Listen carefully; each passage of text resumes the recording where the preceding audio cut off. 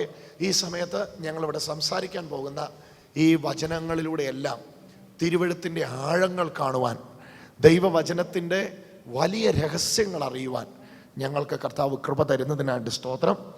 അങ്ങയുടെ വചനം ഞങ്ങളെ ജീവനും ചൈതന്യമുള്ളതായി, ഇരുവായി തലയുള്ള ഏത് വാളിനേക്കാൾ മൂർച്ചയുള്ളതാകയാൽ റൈറ്റ്ലി വചനം ഡിവൈഡ് ചെയ്യുവാൻ,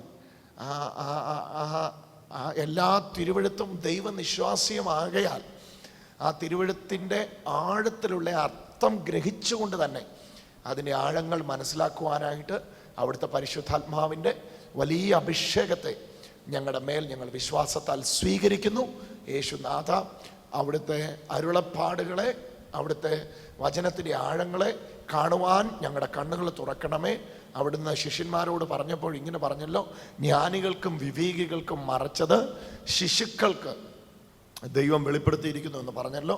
ഞങ്ങൾക്ക് അങ്ങ് വെളിപ്പെടുത്തി തരുന്നതിനായി സ്തോത്രം.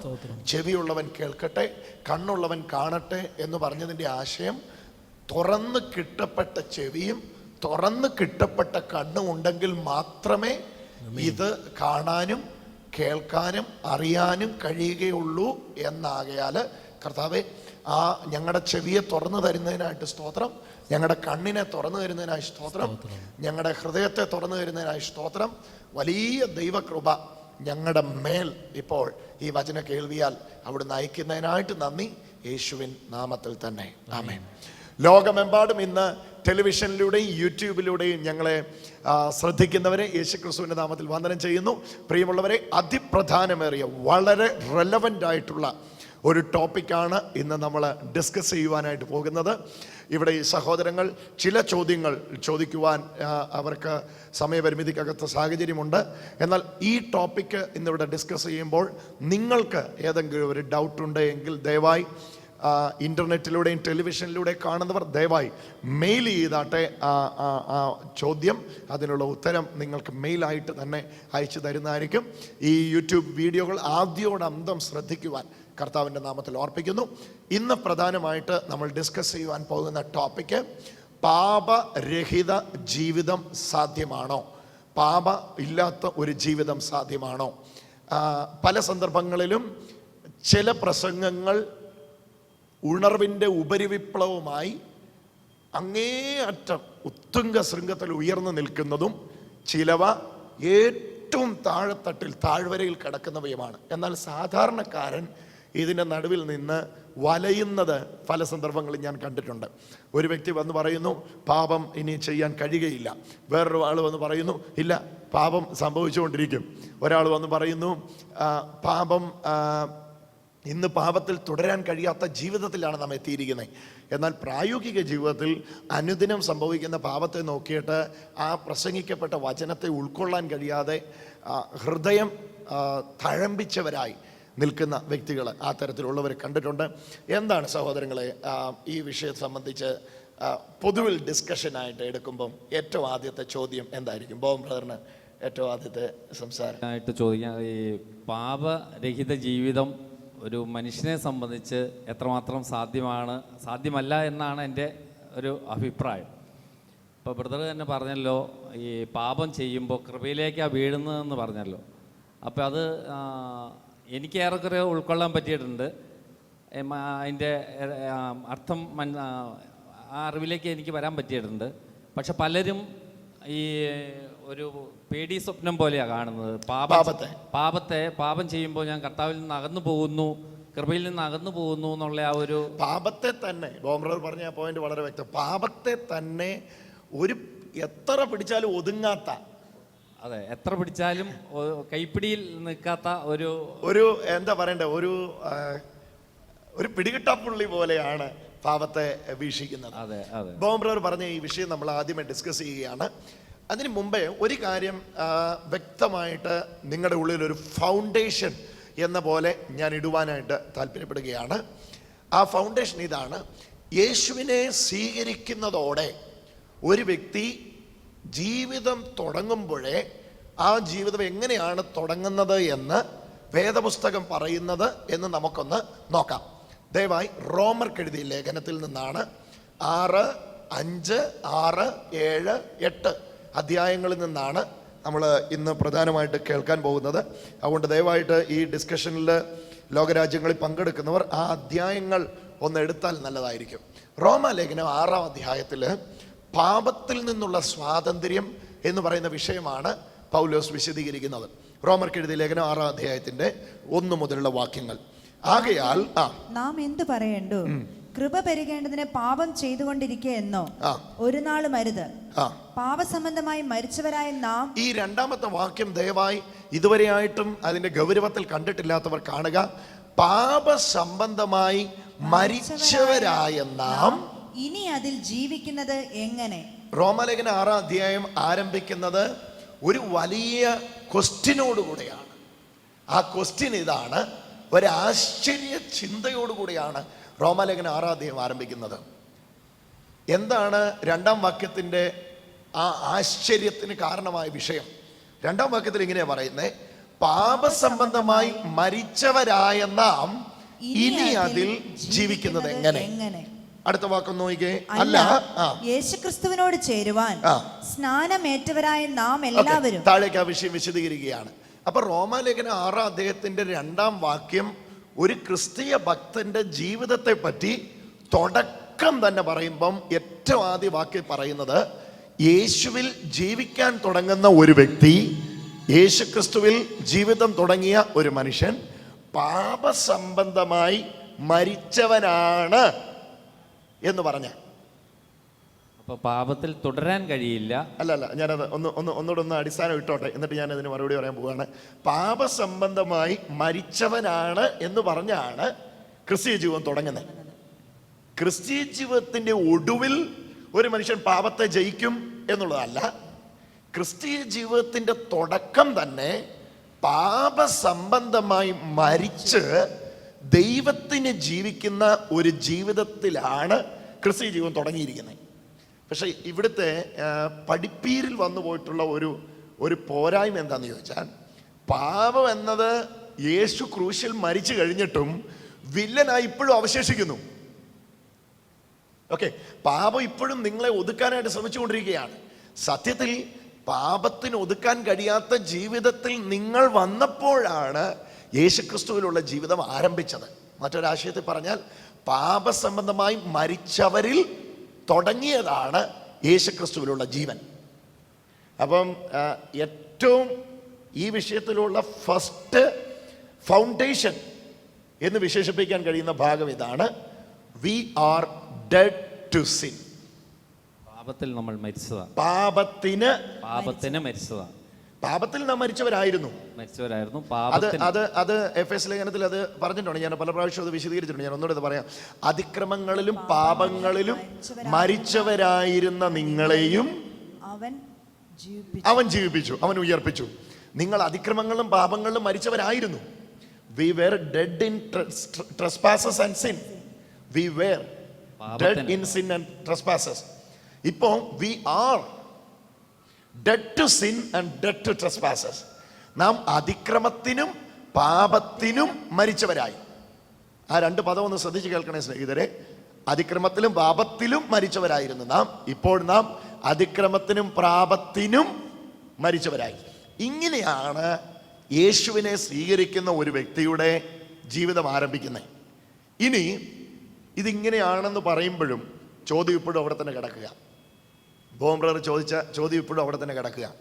അതുകൊണ്ടാണ് താഴേക്ക് വരുമ്പം പ്രായോഗികതയിൽ 6-ാം അധ്യായത്തിൽ തന്നെ അതിൻ്റെ 2-ാമത്തെ വാക്യം പൗലോസ് വിശദീകരിക്കുന്നത്. 1-ാമത്തെ വാക്യം, കൃപ പെരുകേണ്ടതിന് പാപം ചെയ്തുകൊണ്ടിരിക്കെ എന്നോ ഒരു നാളും അരുത്. അപ്പം ഈ വിഷയം അവിടെ ഉണ്ട്. ഈ വിഷയം അവിടെ ഉണ്ട്. ഏതാ? കൃപ പെരുകേണ്ടതിന് പാപം ചെയ്തുകൊണ്ടിരിക്കുന്ന ഒരു വിഷയം അവിടെ ഉണ്ട്. അതുകൊണ്ടാണ് അതിനെ വിലക്കുന്നത്. ഒരു നാളും അരുത്. എന്നിട്ട് പറയാണ്, ഇത് നിങ്ങൾക്ക് എന്ത് സംഭവിച്ചിരിക്കുന്നു എന്ന അറിവില്ലായ്മയിൽ സംഭവിക്കാൻ സാധ്യതയുള്ളതാണ്. മനസ്സിലാകുന്നോ? അത് ഒന്ന് പറഞ്ഞേ. നമ്മൾ പാപത്തിന് മരിച്ചതാണ് എന്നുള്ള അറിവില്ലായ്മയിൽ സംഭവിക്കാൻ സാധ്യതയുള്ള കൃപ പെരുകേണ്ടതിന് പാപം ചെയ്തുകൊണ്ടിരിക്കുക എന്നുള്ളത് പാപസംബന്ധമായി മരിച്ച വ്യക്തിയാണ് ഞാൻ എന്ന ബോധ്യമില്ലാത്ത ആ അറിവില്ലായ്മയിൽ തുടരാൻ സാധ്യതയുള്ള. അതുകൊണ്ട് തന്നെ ആദ്യമേ പൗലോസ് ഇവിടെ ആ അറിവിടുക, അയ്യോ ഇതന്നെ ഇങ്ങനെ, നിങ്ങൾ ആരാ? നിങ്ങൾ പാപത്തെ ജയിക്കാൻ ശ്രമിക്കുന്നവരല്ല, പാപസംബന്ധമായി മരിച്ചവരാണ് നിങ്ങൾ. നോക്കിയ വാക്ക്, പാപസംബന്ധമായി മരിച്ചവരായ നാം ഇനി അതിൽ ജീവിക്കുന്നത് എങ്ങനെ? എന്നിട്ട് ആ മരണം എങ്ങനെയാ എന്നാണ് അടുത്ത വാക്യത്തിൽ പറയുന്നേ. മൂന്നാമത്തെ വാക്യം നോക്കിയേ.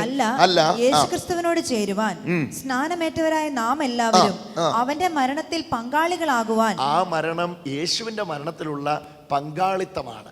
താഴേക്ക് വിശദീകരിക്കും പറയാ, പാപസംബന്ധമായ എൻ്റെ മരണം യേശുവിന്റെ മരണത്തിലുള്ള പങ്കാളിത്തമാണ്. അപ്പൊ യേശുവിന്റെ മരണം പാപസംബന്ധിച്ചുള്ളതായിരിക്കണമല്ലോ. അതുകൊണ്ടാണല്ലോ യേശുവിന്റെ മരണത്തിൽ പങ്കാളിയായപ്പം ഞാനും പാപസംബന്ധമായി സ്വതന്ത്രമായത്. ഹലോ, അതാ 10-ാം വാക്യത്തിൽ പറയുന്നത്. 6:10 താഴേക്ക് ഒന്ന് വായിച്ചേ. അവൻ മരിച്ചത് യേശു മരിച്ചത് പാപസംബന്ധമായി. കണ്ടോ, യേശു മരിച്ചത് പാപസംബന്ധമായി. ആരുടെ പാപസംബന്ധമായി? എന്റെ പാപസംബന്ധമായി ഒരിക്കലായി മരിച്ചു. അവൻ ജീവിക്കുന്നതോ, യേശു ജീവിക്കുന്നതോ ദൈവത്തിന് ജീവിക്കുന്നു. എന്നിട്ട് പറയാ, അതുപോലെ നിങ്ങളും ഔവണ്ണം നിങ്ങളും പാപസംബന്ധമായി മരിച്ചവർ എന്നും. കണ്ടോ ആദ്യമേ 2-ാം വാക്യത്തിൽ പറഞ്ഞു. റോമാലേഖനം 6-ാം അധ്യായത്തിന്റെ 2-ാം വാക്യത്തിൽ ആദ്യമേ പറഞ്ഞു, നിങ്ങൾ പാപസംബന്ധമായി മരിച്ചവരാണ്. എന്നിട്ട് താഴേക്ക് ഈ ആശയത്തെ കൊണ്ടുവരുമ്പോൾ 10-ാം വാക്യത്തിൽ പറയാണ്, പ്രായോഗിക ജീവിതത്തിൽ അനുദിനം നിങ്ങൾ ഈ അറിവിൽ വളരേണ്ടതുണ്ട്. നിങ്ങളെ ഇങ്ങനെ എണ്ണേണം. 6:10. അവൻ മരിച്ചത് പാപസംബന്ധമായി ഒരിക്കലായിട്ട് മരിച്ചു. ഔവണ്ണം നിങ്ങളും പാപസംബന്ധമായി മരിച്ചവർ എന്നും. പാപസംബന്ധമായി മരിച്ചവരെന്നും ക്രിസ്തുയേശുവിൽ ദൈവത്തിന് ജീവിക്കുന്നവരെന്നും നിങ്ങളെ തന്നെ എണ്ണുവിൻ. ഈ എണ്ണലിലാണ് പാപത്തിൽ നിന്നുള്ള യഥാർത്ഥ സ്വാതന്ത്ര്യം ഞാൻ അനുഭവിക്കുന്നത്. തീർച്ചയായും. അപ്പൊ എണ്ണേണ്ടത് എങ്ങനെയാ? ഓരോ പാപം അറിയാതെയാണെങ്കിൽ പോലും ഓരോ പാപം വരുമ്പോൾ നമ്മൾ പാപത്തിന് മരിച്ചവരാണെന്നുള്ള ബോധ്യം നമ്മളിലേക്ക്, ഞാൻ പാപം ചെയ്തു പോയി, ഇനി എനിക്ക് എന്ത് എന്ന ചിന്തയ്ക്ക് മുമ്പേ എൻ്റെ ഉള്ളിൽ വരേണ്ടിയ ചിന്തയാണിത്. എങ്ങനെ എനിക്കത് ചെയ്യാൻ പറ്റി? ഞാൻ പാപത്തിന് മരിച്ചവനാണല്ലോ. ഞാൻ പാപം സംബന്ധിച്ച് മരിച്ചവനാണല്ലോ. ഞാൻ യേശുക്രിസ്തുവിൽ ദൈവത്തിന് ജീവിക്കുന്നവനാണല്ലോ എന്ന അറിവിനാൽ എന്നെ നിറയ്ക്കുമ്പോഴാണ് പാപത്തിൽ നിന്നുള്ള യഥാർത്ഥ സ്വാതന്ത്ര്യം എനിക്ക് ലഭിക്കുന്നത്. റോമാലേഖനം 6-ാം അധ്യായത്തിന്റെ ഒരു വാക്യം കൂടെ ഒന്ന് നോക്കിക്കേ. 6-ാം വാക്യം, 6-ാം അധ്യായത്തിന്റെ 6-ാമത്തെ വാക്യം. നാം ഇനി ഡെയിലി ലൈഫിൽ ഇനി കണ്ണുകൊണ്ടും നാക്കുകൊണ്ടും വാക്കുകൊണ്ടും പാപം ചെയ്യാത്തവരാരുണ്ട്? ഇനി പാപത്തിന് അടിമപ്പെടാതിരിക്കണമെങ്കിൽ എന്ത് ചെയ്യണം? വായിച്ചേ. നാം ഇനി പാപത്തിന് അടിമപ്പെടാതെ വണ്ണം പാപത്തിന് ഇനി അടിമപ്പെടാതിരിക്കണമെങ്കിൽ പാപശരീരത്തിന് നീക്കം വരണം. പാപശരീരത്തിന് എങ്ങനെയാ നീക്കം വരുന്നേ? നമ്മുടെ പഴയ മനുഷ്യൻ. ഇങ്ങോട്ട് നോക്കിയേ, പാപശരീരത്തിന് എങ്ങനെയാ നീക്കം വരുന്നേ? കണ്ണാ പാപം ചെയ്യുന്നേ, കണ്ണിനെ ചെത്തി മാറ്റാൻ ഒക്കുവോ? കയ്യാ പാപം ചെയ്യുന്നേ, കയ്യെ വെട്ടിമാറ്റാൻ ഒക്കുവോ? നാവാ പാപം ചെയ്യുന്നേ, നാവിനെ മുറിക്കാൻ ഒക്കുവോ? ചെവിയാ പാപം ചെയ്യുന്നേ, ചെവിയെ അറുത്തു മാറ്റിയ പാപത്തിന്റെ ഇംഗിതം തീരുവോ? കാരണം പാപം ആരംഭിക്കുന്നത് കണ്ണിലും മൂക്കിലും നാക്കിലും ചെവിയിലും അല്ല. പാപം ആരംഭിക്കുന്നത് ഹൃദയത്തിലാ.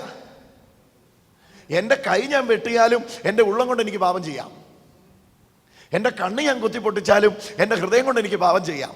ഹൃദയം കൊണ്ടുള്ള പാപത്തെ തടയാൻ അവയവ വിച്ഛേദനം പ്രയോജനമില്ല, പോരാതെ വരും. അതുകൊണ്ട് പ്രയോജനമില്ല. അപ്പൊ ഇനി ഞാൻ എന്ത് ചെയ്യണം? ദൈനംദിന ജീവിതത്തിൽ അനുദിനം വരുന്ന പാപത്തെ എനിക്ക് എങ്ങനെ ജയിക്കാൻ കഴിയും? അതാണ് 6:6. ശ്രദ്ധിച്ച് കേട്ടാട്ടെ, ഇച്ചിരി ടഫാണ്, പക്ഷെ ശ്രദ്ധിച്ചാൽ നിങ്ങൾക്ക് മനസ്സിലാകും. 6:6. നാം ഇനി പാപത്തിന് അടിമപ്പെടാതെ വണ്ണം. ഇതാ വിഷയം. ഇനി മുമ്പ് ചോദിച്ചത് ചോദ്യമാണ്, ഇനി എങ്ങനെ പാപത്തിന് അടിമപ്പെടാതിരിക്കാൻ പറ്റും? ആ ചോദ്യത്തിന് മറുപടിയാ, ഇനി പാപത്തിന് അടിമപ്പെടാതിരിക്കുന്നത് പാപശരീരത്തിന് നീക്കം വരേണ്ടതിന് നമ്മുടെ പഴയ മനുഷ്യൻ, എന്റെ പഴയ മനുഷ്യൻ അവനോടുകൂടെ ക്രൂശിക്കപ്പെട്ടു എന്ന് നാം അറിയുന്നു. ഞാൻ അറിയുന്നു. ഈ അറിവിലാണ് പാപത്തിൽ നിന്നുള്ള സ്വാതന്ത്ര്യം ഞാൻ അനുഭവിക്കുന്നത്. ഏതറിവില്? എന്റെ പാപസംബന്ധമായി എന്റെ പഴയ മനുഷ്യൻ അവനോടുകൂടെ ക്രൂശിക്കപ്പെട്ടു എന്ന അറിവിലാണ് പാപത്തിൽ നിന്നുള്ള സ്വാതന്ത്ര്യം പ്രാപിക്കുന്നത്. പാപം ചെയ്യരുത്, പാപം ചെയ്താൽ ശിക്ഷയുണ്ട് എന്ന അറിവിലല്ല ഞാൻ പാപത്തിൽ നിന്ന് സ്വാതന്ത്ര്യം പ്രാപിക്കുന്നത്. ശ്രദ്ധിച്ച് കേൾക്കണേ, അത് പാപം ചെയ്യരുത്, പാപം ചെയ്താൽ പാപത്തിന് ശിക്ഷയുണ്ട് എന്ന അറിവിലല്ല ഞാൻ പാപത്തിൽ നിന്ന് സ്വാതന്ത്ര്യം പ്രാപിക്കുന്നത്. എൻ്റെ പഴയ മനുഷ്യൻ അവനോടുകൂടെ ക്രൂശിക്കപ്പെട്ടു, ഓക്കെ, എന്ന് ഞാൻ അറിയുന്നു. ഈ അറിവാണ് പാപത്തിന് അടിമപ്പെടാതിരിക്കുവാൻ എന്നെ പ്രേരിപ്പിക്കുന്ന ഘടകം. മനസ്സിലായെങ്കിൽ ഒന്നത് വിശദീകരിച്ച് പറഞ്ഞേ. ഞാൻ ഓരോ പാപത്തിന് മുതിരുമ്പോൾ പോലും എനിക്ക് വേണ്ടി എൻ്റെ പാപസംബന്ധമായിട്ട് യേശു ക്രൂശിൽ എൻ്റെ പാപം കൂടി വഹിച്ചതാണെന്നുള്ള ആ ബോധ്യത്തിലേക്ക് വരുമ്പോൾ ഞാൻ ആ പാപത്തിൽ നിന്ന് ഓൾറെഡി ആ പാപം ചെയ്യാൻ എന്നെ അനുവദിക്കുന്നില്ല. അതിൽ നിന്ന് ഓൾറെഡി ഞാൻ മോചിതനാവുകയാണ്. അതുകൊണ്ടാണ് ഈ നിങ്ങളിൽ വീണ വിത്താണ് നിങ്ങളെ പാപത്തിൽ നിന്ന് പുറകോട്ട് വലിക്കുന്നത്.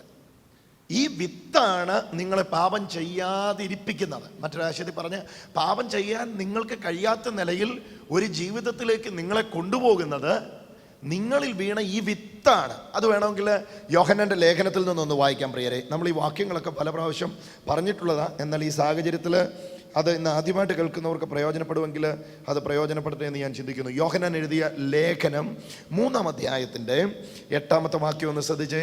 കുഞ്ഞുങ്ങളെ പാപം 8-ാം വാക്യം പോലും വായിക്കാം. 8-ാം വാക്യം. പാപം ചെയ്യുന്നവൻ പിശാചിന്റെ മകനാകുന്നു. ഓക്കെ, അടുത്തത്. പിശാച് ആദ്യം മുതൽ പാപം ചെയ്യുന്നുവല്ലോ. പാപം ചെയ്യുന്നവൻ പിശാചിന്റെ മകനാകുന്നു. പിശാച് ആദ്യം മുതൽക്കേ പാപം ചെയ്യുന്നുവല്ലോ. പിശാചിന്റെ പ്രവൃത്തികളെ അഴിപ്പാൻ ശ്രദ്ധിച്ചു കേട്ടെ, പിശാചിന്റെ പ്രവൃത്തികളെ അഴിപ്പാൻ തന്നെ ദൈവപുത്രൻ പ്രത്യക്ഷനായി. അടുത്തത് ദൈവത്തിൽ നിന്ന് ജനിച്ചവരാരും നോക്ക് ദൈവത്തിൽ നിന്ന് ജനിച്ചവരാരും പാപം ചെയ്യുന്നില്ല. ചില വേഷനുകളിൽ born of God is not continuing in sin എന്ന, പാപത്തിൽ തുടരുന്നില്ല എന്ന. മലയാളത്തിൽ വരുമ്പോൾ ദൈവത്തിൽ നിന്ന് ജനിച്ചവരാരും പാപം ചെയ്യുന്നില്ല. എന്തുകൊണ്ടാണ് പാപം ചെയ്യാത്തെ? അവന്റെ വിത്ത് അവനിൽ വസിക്കുന്നു. പാപം ചെയ്യാൻ അവർക്ക് അവസരമില്ലാഞ്ഞിട്ടല്ല, പാപം അവരെ മാടി വിളിക്കാഞ്ഞിട്ടല്ല, പിന്നെയോ അവന്റെ വിത്ത് അവനിൽ വസിക്കുന്നു. അപ്പൊ പാപത്തിൽ നിന്നുള്ള സ്വാതന്ത്ര്യം എനിക്ക് സാധ്യമാണ്. എന്തുകൊണ്ട്? വിത്ത് അകത്ത്, യേശുക്രിസ്തു ആകുന്ന വിത്ത് അകത്ത് വന്നു കഴിഞ്ഞാൽ പിന്നെ നമുക്ക് അതിന്റെ ഫലമാ പുറപ്പെടുവിക്കാൻ പറ്റുള്ളൂ. എക്സാക്ട്ലി. ആ നടത്തിപ്പിൽ, ആ മുമ്പോട്ടുള്ള ജീവിതത്തിൽ, ഇപ്പം ബോബൻ എന്ന് പറയുന്ന ആള് യേശുവിനെ രക്ഷിതാവും കർത്താവുമായിട്ട് സ്വീകരിച്ചു. യേശു ആകുന്ന വിത്തിനെ ഉള്ളത്തിൽ വീണു. എന്നാൽ ഒരു ദിവസം കൊണ്ട് ആ വിത്തിൽ നിന്ന് ഫലം പ്രകടമാകണമെന്നില്ല. നിങ്ങൾക്ക് തന്നെ അറിയാം, നിങ്ങൾ എവിടെയെങ്കിലും ഒരു വിത്ത് കുഴിച്ചിട്ടാൽ ഒരു രാത്രി കൊണ്ട് ഫലം പറിക്കാൻ കഴിയുകയില്ല. നിങ്ങളിൽ വീണ ആ വിത്ത് നിങ്ങളിൽ വളർത്തപ്പെടുമ്പോഴാണ് ആ വിത്തിൽ നിന്ന് മറ്റൊരു വിത്ത് ഉണ്ടാകുന്നത്, ഫലം ഉണ്ടാകുന്നത്. എന്ന് പറഞ്ഞ പോലെ തന്നെയാണ് ഈ സത്യം. എന്താ? എൻ്റെ പഴയ മനുഷ്യൻ അവനോടുകൂടെ ക്രൂശിക്കപ്പെട്ടു. ഇനി ജീവിക്കുന്നത് ഞാനല്ല, എന്നിൽ ക്രിസ്തു അത്രേ. ഹല്ലേലൂയ.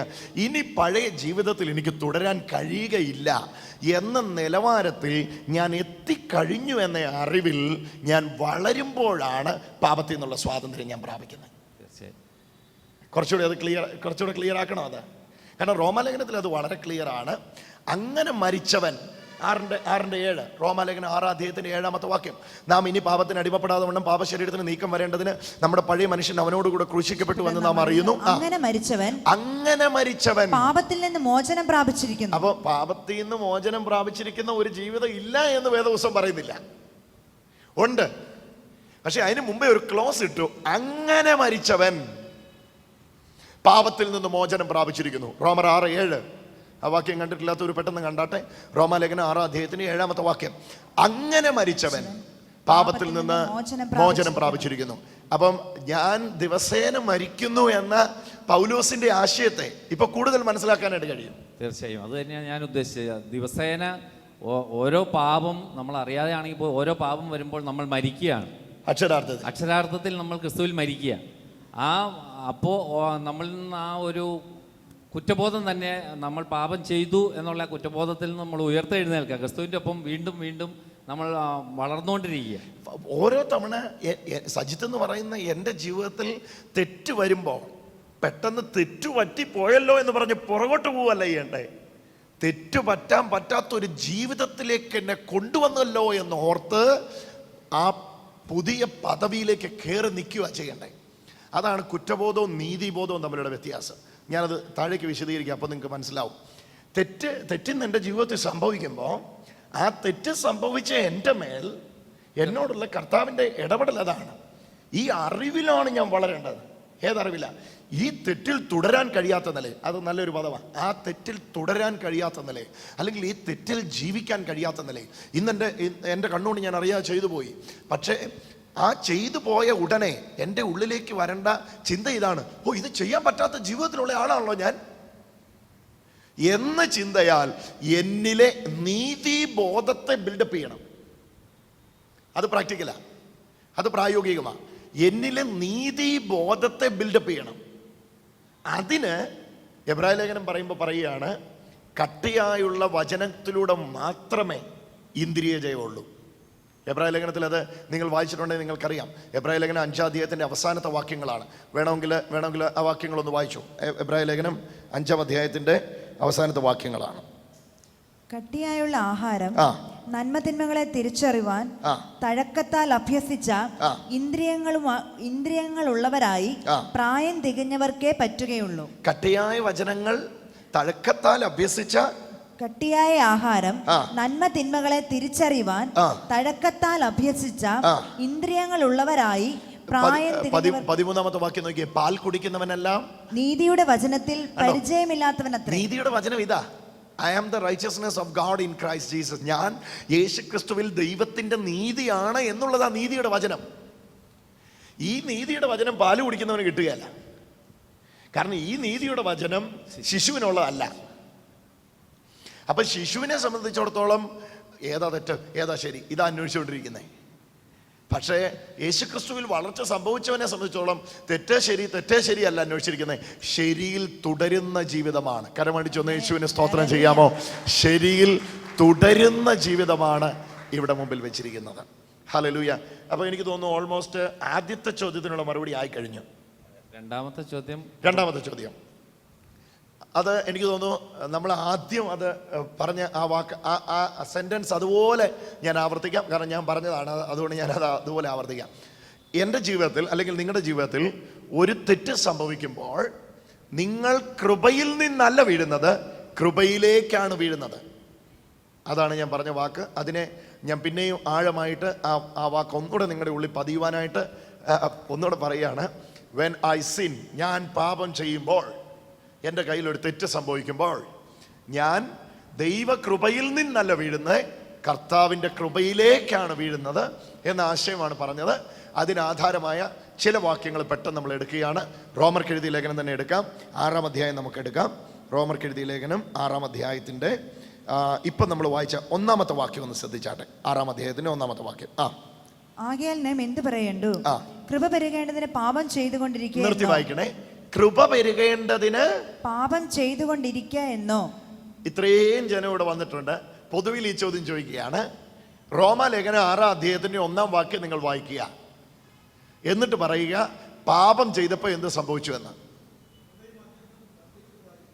അത് 5-ാം അധ്യായത്തെ നമ്മൾ എടുക്കുക. അത് 5-ാം അധ്യായം നമ്മൾ വായിക്കുക. അത് കാരണം 5-ന്റെ പുറകിൽ അത് കിടപ്പുണ്ട്, കൃപയും അത്യന്തം പെരുകുക എന്നുള്ളത്. അത് നമ്മൾ എടുക്കുക. പക്ഷെ 6-ന്റെ 1-ൽ അപകടത്തെ ചൂണ്ടിക്കാണിക്കും മുമ്പേ പൗലോസ് വിശദീകരിക്കുന്ന ഭാഗമായത്. 6-ന്റെ 1 ഒന്ന് വായിച്ചു. 6-ന്റെ 1. ആകയാൽ നാം എന്ത് പറയണ്ടു? കൃപ പെരുകേണ്ടതിന് പാപം ചെയ്തുകൊണ്ടിരിക്കുക. പാപം ചെയ്തപ്പോ എന്ത് സംഭവിച്ചു? കൃപ പെരുകി. ഉറക്കെ പറ. അയ്യോ, അത് നിങ്ങളെ വാക്യത്തിൽ കണ്ടില്ലേ? കണ്ണ് തുറന്നു നോക്കിക്കേ. റോമാലേഖനം 6-ാം അധ്യായത്തിന്റെ 1-ാമത്തെ വാക്യം. കൃപ പെരുകേണ്ടതിന് പാപം ചെയ്തുകൊണ്ടിരിക്കുക. പാപം ചെയ്തുകൊണ്ടിരിക്കുകയെന്നോ? അപ്പൊ പാപം ചെയ്തപ്പോ എന്താ സംഭവിച്ചേ? കൃപ പെരുകി. രണ്ടാമത്തെ പറയാൻ നമുക്ക് പേടിയാ, അതുകൊണ്ട് പറയാത്തെ. കൃപ പെരുകി. എന്നിട്ട് ഇവിടെ പൗലോസ് പറയുക, പാപം ചെയ്ത കൃപ പെരുകുമല്ലേ, അത് കൊള്ളാമല്ലോ എന്നു പറഞ്ഞ് ജീവിത ശൈലിയാക്കി പാപത്തിൽ തുടരാൻ ഒരനുമതിയോ? എന്നിട്ട് പൗലോസ് ഇവിടെ പറയുകയാണ്, പാപത്തിൽ തുടരാൻ ഒരനുമതിയോ? ഒരിക്കലുമില്ല, ഒരു നാളും അരുത്. നോക്കിയേ. കൃപ പരികേണ്ടതിന് പാപം ചെയ്തുകൊണ്ടിരിക്കുക എന്നോ? ഒരു നാളും അരുത്. ആദ്യം സത്യം പറഞ്ഞു. നിങ്ങൾ തെറ്റ് ചെയ്തപ്പോൾ കൃപയാ പെരുകിയേ. പറയാൻ മടിയാ, പക്ഷെ അതുകൊണ്ടാണ് ഇവിടെ ജീവനോടെ വന്നിരിക്കുന്നേ. എത്ര പേര് കേട്ടു എന്ന് എനിക്കറിയത്തില്ല. നിങ്ങൾ ഓരോ തവണ തെറ്റ് ചെയ്തപ്പോഴും ശിക്ഷ വരികയായിരുന്നെങ്കിൽ എത്ര പേര് ഇവിടെ ജീവനോടെ വന്നിരിക്കുമായിരുന്നു? അപ്പൊ പെരുകി തന്നെ കൃപയാ. പിന്നെ എന്നാ അത് പറയാൻ മടി? എന്റെ കയ്യിൽ തെറ്റ് വന്നപ്പോ ശിക്ഷ പെരുകിയതാണ് പഴയ നിയമത്തിൽ കണ്ടത്. പിറുപിറുപ്പ് എന്ന തെറ്റ് എൻ്റെ കയ്യിൽ വന്നപ്പോ ശിക്ഷ പെരുകി. സ്പോട്ടിൽ ഭൂമി വളർന്ന് വിഴുകി കളഞ്ഞു. സ്പോട്ടിൽ കുഷ്ഠം വരുത്തി. മിദ്യാന്യർക്കും അമാല്യർക്കും ഹിത്യർക്കും അമോന്യർക്കും ഇവർക്കെല്ലാം മിദ്യാന്യർക്കും എല്ലാം ഏൽപ്പിച്ചു കൊടുത്തു. 400, 14, 7, 10, 420 വർഷം അടിമത്തത്തിന് വിട്ടുകൊടുത്തു. പണിഷ്മെന്റാ. പക്ഷെ ഇന്ന് പണിഷ്മെന്റ് വന്നില്ലല്ലോ. തെറ്റ് പറ്റാഞ്ഞിട്ടാണോ മിടുക്കരായിട്ട് ഉടുപ്പൊക്കെ ഇട്ട് വന്നിരിക്കുന്നത്? അല്ല. വാസ്തവത്തിൽ അന്നേരം സംഭവിച്ചത് കർത്താവിന്റെ കൃപ നമ്മുടെ മേൽ പെരുകുക തന്നെയാ ചെയ്തേ. അതാണ് മുമ്പേ അച്ഛൻ പറഞ്ഞ വാക്ക് റോമാലേഖനം 5-ാം അധ്യായത്തിൽ ഉള്ളത്. ആ വാക്യം കൂടെ നിങ്ങൾ ദയവായിട്ട് ശ്രദ്ധിച്ചാട്ടെ. റോമർക്ക് എഴുതിയ ലേഖനം 5-ാം അധ്യായത്തിന്റെ 20-ാമത്തെ വാക്യം. എന്നാൽ ലംഘനം പെരുകേണ്ടതിന്, എല്ലാവരും ശ്രദ്ധിക്കണേ, 5-ാം അധ്യായത്തിന്റെ 20-ാമത്തെ വാക്യം. എന്നാൽ ലംഘനം പെരുകേണ്ടതിന് ന്യായപ്രമാണവും ഇടയിൽ ചേർന്ന് വന്നു. ലംഘനം പെരുകേണ്ടതിന് ന്യായപ്രമാണവും ഇടയിൽ ചേർന്ന് വന്നു. എങ്കിലും പാപം പെരുകിയിടത്ത് കൃപ അത്യന്തം വർദ്ധിച്ചു. ഹലോ, പാപം പെരുകിയിടത്ത് കൃപ അത്യന്തം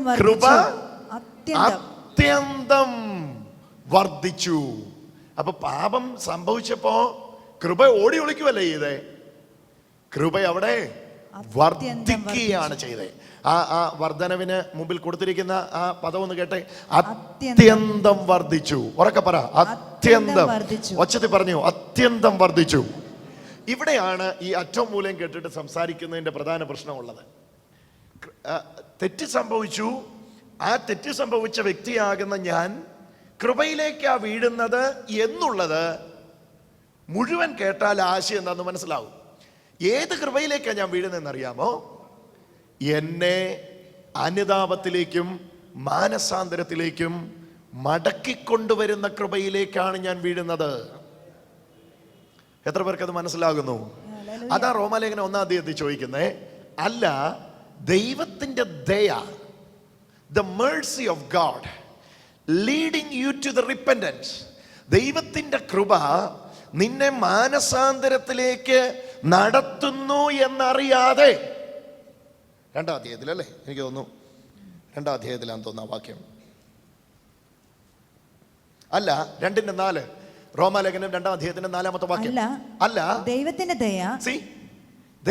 ദയ നിന്നെ മാനസാന്തരത്തിലേക്ക് എന്റെ മേൽ വന്ന ദൈവത്തിന്റെ കൃപ എന്തിനാ വന്നേ? നിന്നെ മാനസാന്തരത്തിലേക്ക് നടത്തുന്നു. ശ്രദ്ധിച്ചേ, എന്റെ മേൽ വന്ന ദൈവത്തിന്റെ കൃപ എന്നെ പാപത്തിൽ തുടരാൻ അനുവദിക്കുവല്ല ഇതേ. തെറ്റ് സംഭവിച്ചപ്പോൾ എന്റെ മേൽ ഒരു കൃപ വന്നു. എന്റെ മേൽ ദൈവത്തിന്റെ ദയ വീണു. എന്തിനാ ദയ വീണേ? 2:4 ദൈവത്തിന്റെ ദയ നിന്നെ മാനസാന്തരത്തിലേക്ക് നടത്തുന്നു എന്നറിയാതെ നീ അവന്റെ ദയ. ഇവിടെ ഒരാൾ പറയുക, എനിക്ക് ഇതിന്റെ ഒന്നും ആവശ്യമില്ല. ഇവിടെ ഒരാൾ പറയും, എനിക്ക് കൃപയുടെ ഒന്നും ആവശ്യമില്ല. ഇപ്പൊ കുറെ പേര് ഇറങ്ങിയിട്ടുണ്ട്, കൃപ കൃപ കൃപ എന്ന് പറഞ്ഞ് അല്ല എന്നും പറഞ്ഞ്. എനിക്ക് ഇതിന്റെ ഒന്നും ആവശ്യമില്ല. അയ്യോ, ഓരോ തവണ കയ്യിൽ തെറ്റ് വരുമ്പോഴും അവന്റെ കൃപ ഒരു പുതപ്പ് പോലെ നിന്റെ മേൽ വീഴുകയാണ്. എന്തിനാണെന്നറിയാമോ? ശിക്ഷയിൽ നീ വീഴാതിരിക്കാൻ. എന്തുകൊണ്ടാണെന്നറിയാമോ? റോമർ 8:1 പറയുന്നു, യേശുക്രിസ്തുവിലുള്ളവർക്ക് ശിക്ഷാവിധി ഇല്ല. അപ്പോ കർത്താവിനെ രക്ഷിതാവും കർത്താവുമായി സ്വീകരിച്ച നിന്നെ ദൈവത്തിന് ശിക്ഷിക്കാൻ വയ്യ. കാരണം നിന്റെ ശിക്ഷ ഒരിക്കലായിട്ട് ക്രൂശിൽ നടന്നു കഴിഞ്ഞു. ഒരു തെറ്റിന് ഒരിക്കലും ഒരു കോടതിയിലും 2 പ്രാവശ്യം ശിക്ഷയില്ല. ഒരിക്കലായിട്ട് എൻ്റെ പാപത്തിന്റെ ശിക്ഷ നടന്നു കഴിഞ്ഞു. ഇനി ഈ തെറ്റിനു വേണ്ടി എന്നെ ദൈവത്തിന് ശിക്ഷിക്കാൻ പറ്റുകയില്ല. എന്നാൽ ശിക്ഷിക്കാതിരിക്കാനും പറ്റുകയില്ല. നീതിമാനായ ദൈവത്തിന് ശിക്ഷിച്ചേ പറ്റുള്ളൂ. പക്ഷെ കാരുണ്യവാനായ ദൈവത്തിന് ശിക്ഷിക്കാനും പറ്റുകയില്ല. അപ്പന് തല്ലാനും പറ്റുകയല്ല, ന്യായാധിപതിക്ക് തല്ലാതിരിക്കാനും പറ്റുകയില്ല. ഈ സ്ഥിതിയിൽ വന്നപ്പോഴാണ് എൻ്റെ മേൽ അവൻ്റെ കൃപ കൊണ്ട് എന്നെ മറച്ചു. ഈ കാര്യം പഴയ നിയമത്തിൽ തന്നെ മനുഷ്യന്മാർ, കർത്താവിൻ്റെ ദൈവിക ദർശനം കിട്ടിയ ആൾക്കാർ പഴയ നിയമത്തിൽ തന്നെ പറഞ്ഞിട്ടുണ്ട്, ലംഘനം മറച്ചും പാപം ക്ഷമിച്ചും കിട്ടിയ മനുഷ്യൻ ഭാഗ്യവാൻ. ഇങ്ങനെ മറച്ചൊന്ന്, ലംഘനം മറച്ചും പാപം ഒന്ന് ക്ഷമിച്ചും കിട്ടിയ മനുഷ്യൻ ഭാഗ്യവാൻ. അവർക്കാർക്കും അത് കിട്ടിയില്ല. കാരണം അവരുടെ ലംഘനങ്ങൾക്ക് അതാത് സമയങ്ങളിൽ ശിക്ഷ കിട്ടുകയായിരുന്നു. നിങ്ങൾക്ക് ആ ഭാഗങ്ങൾ വായിച്ചാൽ അറിയാം. ഒരു തെറ്റ് ചെയ്തു, കുഞ്ഞ് മരിച്ചു പോകുന്നു. ഒരു തെറ്റ് ചെയ്തു, കുഞ്ഞ് മരിച്ചു പോകുന്നു. രാജ്യത്തെ മുഴുവൻ നശിപ്പിക്കുന്നു. ആ കുടുംബത്തിൽ ന്യായവിധി കയറി വാഴുന്നു. എന്നാൽ ഇതറിഞ്ഞ, ഇത് നിങ്ങൾക്കും എനിക്കും ലഭിക്കുവാൻ പോകുന്ന ഈ കൃപയെക്കുറിച്ച് അറിഞ്ഞ പഴയ നിയമത്തിലെ പ്രവാചകന്മാരിൽ പോലും അവർ സങ്കീർത്തന പുസ്തകങ്ങളിലൂടെയൊക്കെ വിളിച്ചു പറയുകയാണ്, ലംഘനം മറച്ചും പാപം ക്ഷമിച്ചും കിട്ടുന്ന മനുഷ്യൻ ഭാഗ്യവാൻ. ലംഘനം കണക്കിടാതെ കിട്ടുന്ന ഒരു മനുഷ്യൻ ഭാഗ്യവാൻ. അവർക്കത് കിട്ടിയില്ല, പക്ഷെ നിങ്ങൾക്കും എനിക്കും കിട്ടി. ഇന്ന് ഞാനും നിങ്ങളുടെയും കയ്യിൽ തെറ്റ് വന്ന സമയത്ത് എന്ത് സംഭവിച്ചു എന്നറിയാമോ? അല്ല, ദൈവത്തിന്റെ ദയ. 2:4 റോമർ 2:4. അല്ല, ദൈവത്തിന്റെ ദയ നിന്നെ മാനസാന്തരത്തിലേക്ക് നടത്തുന്നു. അപ്പൊ ഈ ദയക്കകത്തുള്ളതാ മാനസാന്തരം. Hello, hallelujah. എന്നെ മാനസാന്തരത്തിലേക്ക് നയിക്കുന്നത് മാനസാന്തരത്തിന്റെ പ്രസംഗമല്ല, ദൈവത്തിന്റെ ദയയാ. ആ ദയ എന്നിൽ വെളിപ്പെടുന്നത് സ്നേഹത്തിലൂടെയാ. കീറിക്കളയും, വിടുവിക്കാൻ ആരും ഉണ്ടാകുകയില്ല എന്ന് പറയുമ്പോഴല്ല ഞാൻ മാനസാന്തരപ്പെടുന്നേ. കർത്താവിന്റെ ദയയാണ് എന്നെ മാനസാന്തരത്തിലേക്ക് നയിക്കുന്നത്.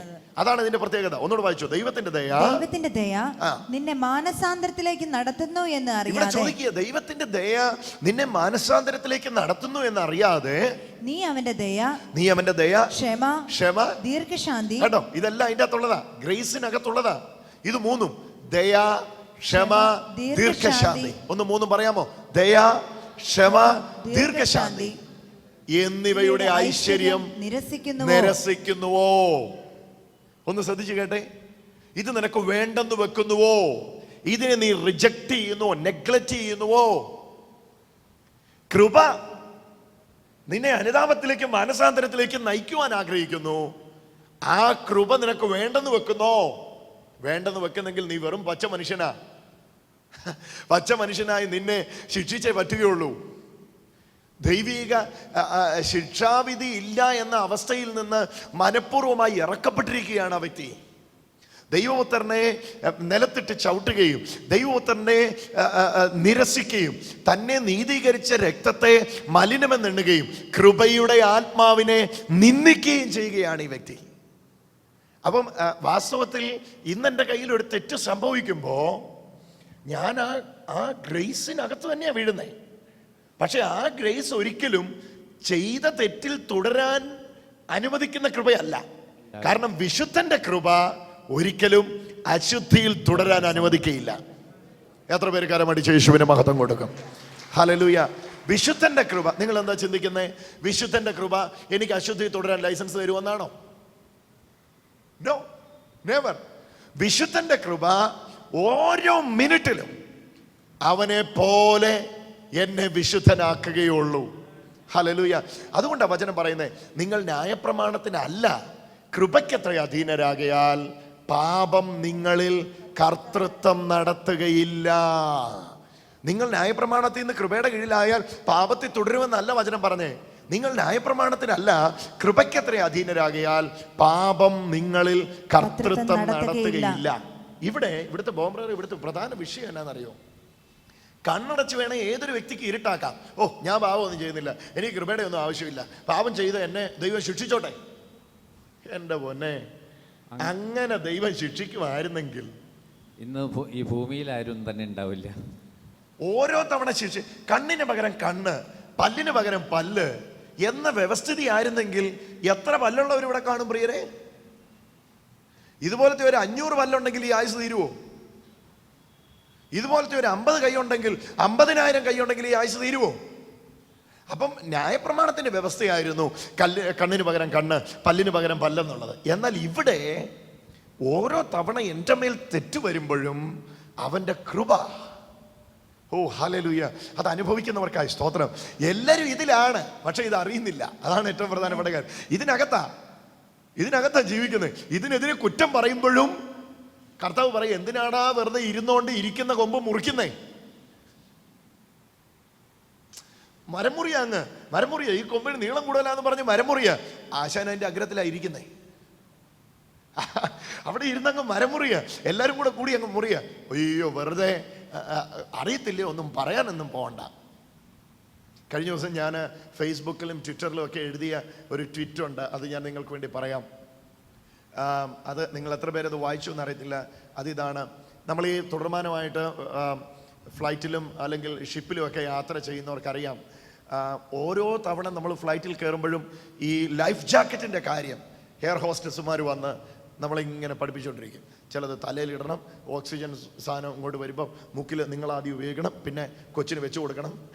ഇതിങ്ങനെ ഭയങ്കര വിവരണമാണ്. അരവഴി ചുറ്റണം, ഇങ്ങനെ വെക്കണം.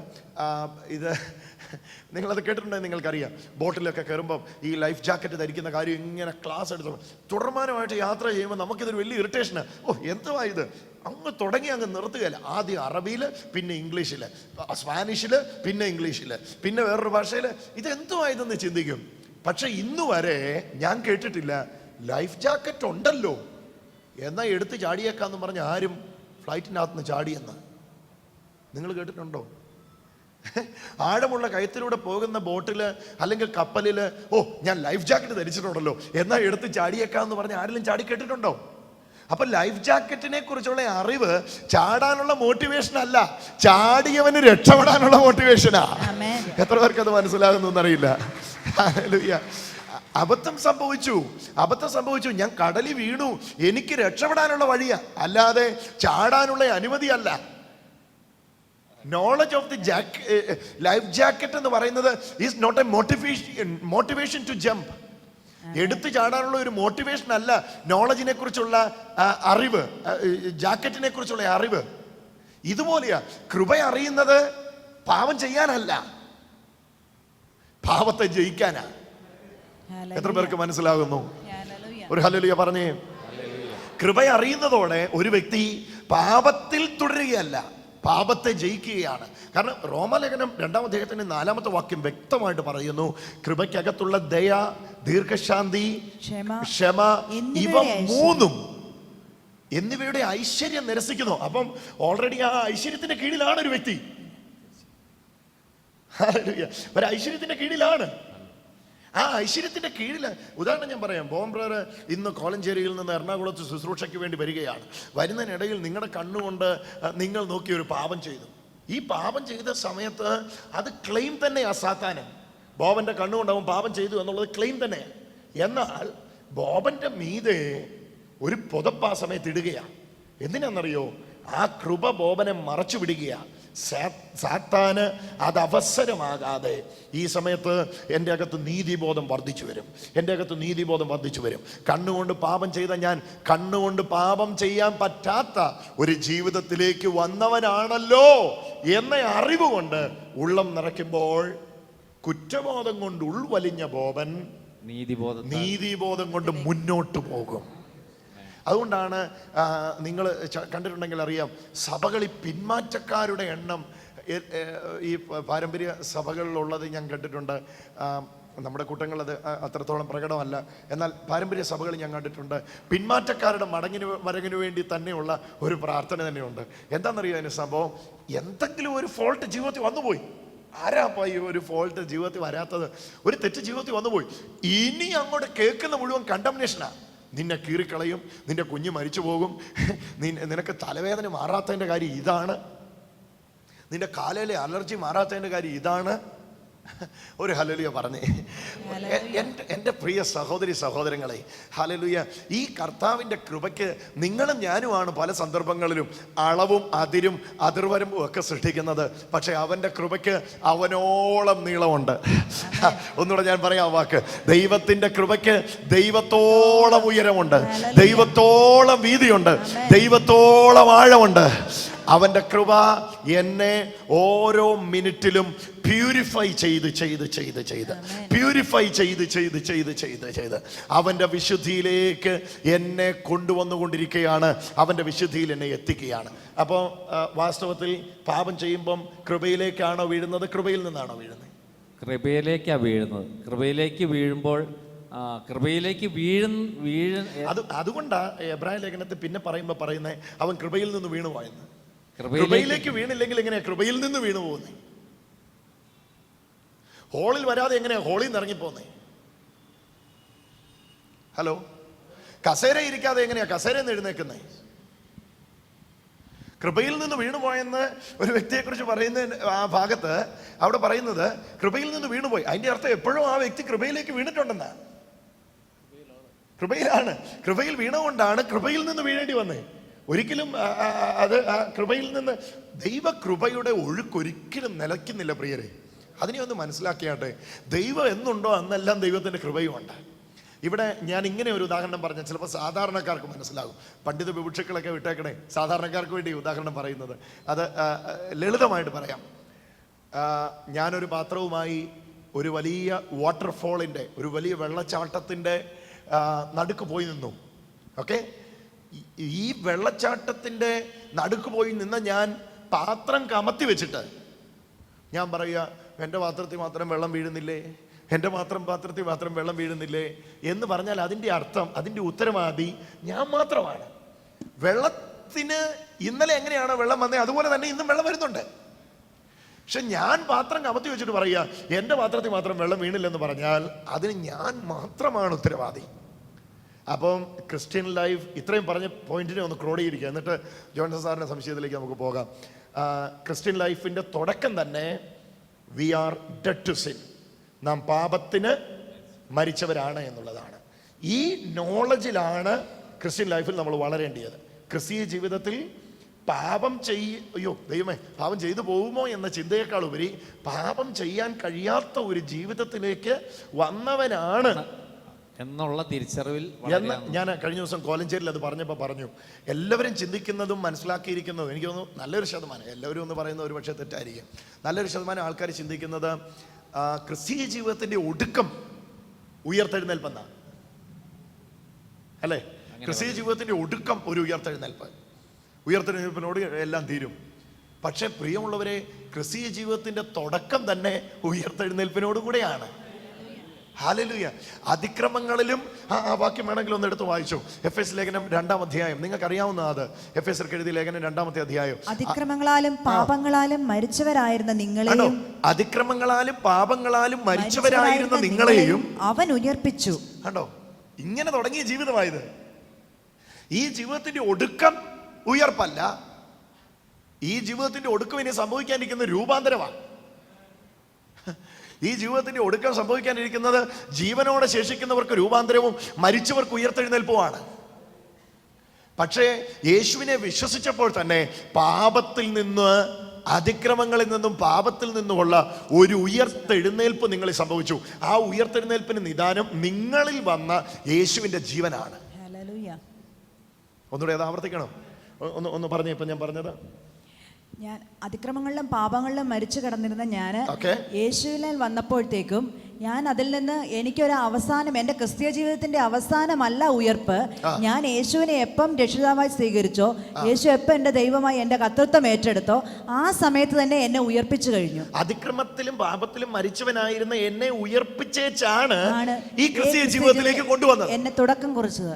അപ്പൊ ഈ ജീവിതത്തിന്റെ തുടക്കം തന്നെ ഞാൻ ഉയർപ്പിലാണ്. മരണത്തിൽ ഒരു ജീവൻ വന്നേ പറ്റുള്ളല്ലോ. ഹലോ, നിങ്ങൾ എൻ്റെ കൂടെ ഉണ്ടോ? ആ 2-ാം അധ്യായം ഒന്നുകൂടെ വായിച്ച മോനെ, 2-ന്റെ 1-ാം വാക്യം ഒന്ന് വായിച്ചേ. അതിക്രമങ്ങളിലും പാപങ്ങളിലും മരിച്ചവരായിരുന്നു നിങ്ങൾ അവൻ ഉയർപ്പിച്ചു. നിക്ക്, അതിക്രമങ്ങളിലും പാപങ്ങളിലും മരിച്ചവരായിരുന്നു നിങ്ങളിൽ ഒരു ജീവൻ വന്നാൽ മാത്രമേ ഇനി നിങ്ങൾ ജീവിക്കത്തുള്ളല്ലോ. അല്ലേ? ആണോ? ആണെങ്കിൽ ഉറക്കെ പറ, ആണ്. നിങ്ങളൊരു ജീവൻ വന്നാൽ മാത്രമേ ജീവിക്കത്തുള്ളല്ലോ. ആ ജീവൻ വന്ന് നിങ്ങൾ തുടങ്ങിയതാണ് ക്രിസ്തീയ ജീവിതം. ഹലോ, 6-ാം അധ്യായത്തിന് 4-ാം വാക്യത്തിൽ ഇച്ചിരി നല്ലതായിട്ടെന്ന് പറയുന്നുണ്ട്. 6:4 6:4 6:4 അങ്ങനെ നാം അവന്റെ മരണത്തിൽ പങ്കാളികളായി തീർന്ന സ്നാനത്താൽ അവനോട് കൂടെ കുഴിച്ചിടപ്പെട്ട് ക്രിസ്തു മരിച്ചിട്ട് പിതാവിന്റെ മഹിമയാൽ ജീവിച്ചെഴുന്നേറ്റതുപോലെ.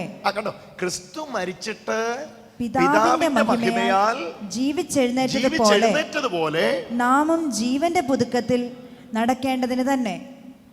നാമും ജീവന്റെ പുതുക്കത്തിൽ.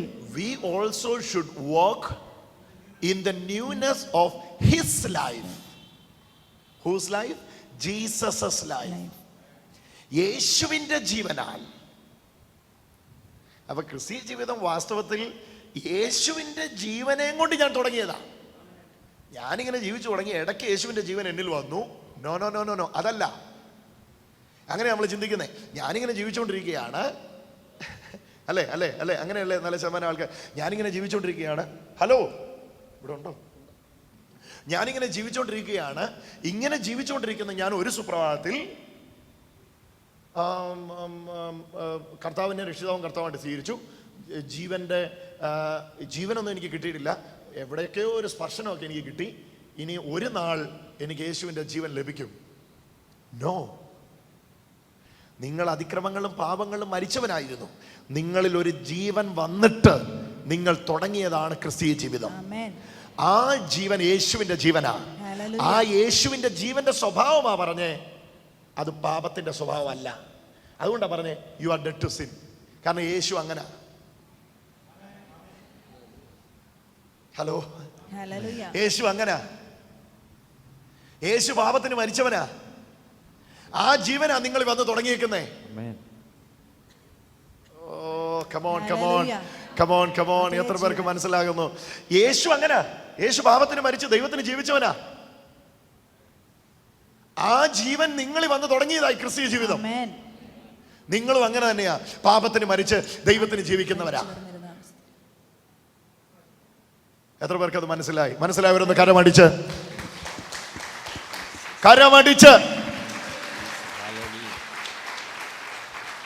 ഹല്ലേലൂയ. അപ്പൊ ഇതിന്റെ തുടക്കം തന്നെ അവിടെയാണ് ശരിക്കും തിരിച്ചറിവ് ഉണ്ടാകേണ്ടത്. ഇതാണ് ആൾക്കാരുടെ ഉള്ളിൽ പഠിപ്പിക്കേണ്ടത്, അല്ലേ? ക്രിസ്തുവിന്റെ ജീവനം കൊണ്ടാണ് നമ്മൾ ജീവിക്കുന്നത്. അതുകൊണ്ടാ തുടങ്ങിയത്. അതുകൊണ്ടാ പറഞ്ഞ പുത്രനുള്ളവന് ജീവനുണ്ട്. എന്നിൽ വിശ്വസിക്കുന്നവൻ മരിച്ചാലും ജീവി. നിക്കോദിമോസിന്റെ ചോദ്യം, നിത്യജീവനെ അവകാശമാക്കാൻ എന്ത് ചെയ്യണം? യേശു പറഞ്ഞത് എന്താ? വെള്ളത്താലും ആത്മാവിനാലും ജനിക്കുന്നുവെങ്കിൽ നിനക്കിത് സ്വന്തമാ. എപ്പം യേശു ദൈവമെന്ന്, വെള്ളവും ആത്മാവും അവിടെ യേശുവും ക്രിസ്തുവാണ്. ഞാൻ ആശയം നിങ്ങൾക്ക് വിശദീകരിച്ചിട്ടുണ്ട്, ആ പദം എടുത്ത് വിശദീകരിച്ചിട്ടുണ്ട്. അതുകൊണ്ട് ഇനി അത് പറയേണ്ട ആവശ്യമില്ല.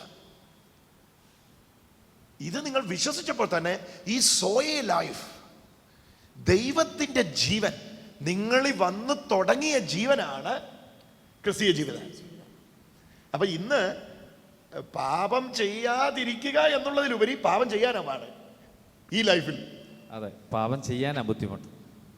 കാരണം ഈ ജീവിതത്തിൽ ഒട്ടും ആശ്ചര്യം, കുറേ എക്സ്ട്രീം എൻഡ് പറഞ്ഞു വെച്ചിട്ട് കാര്യമില്ല കേട്ടോ. ഇങ്ങനെയൊക്കെ പറയുമ്പോൾ ചിലപ്പോൾ കുറേ എക്സ്ട്രീം എൻഡായിട്ട് തോന്നും. നോ, അതാണ് നിങ്ങൾ. ഈ അറിവിൽ വളർന്നാൽ മാത്രമേ ഇത് നിങ്ങൾ സംഭവിക്കുകയുള്ളൂ പ്രിയരെ.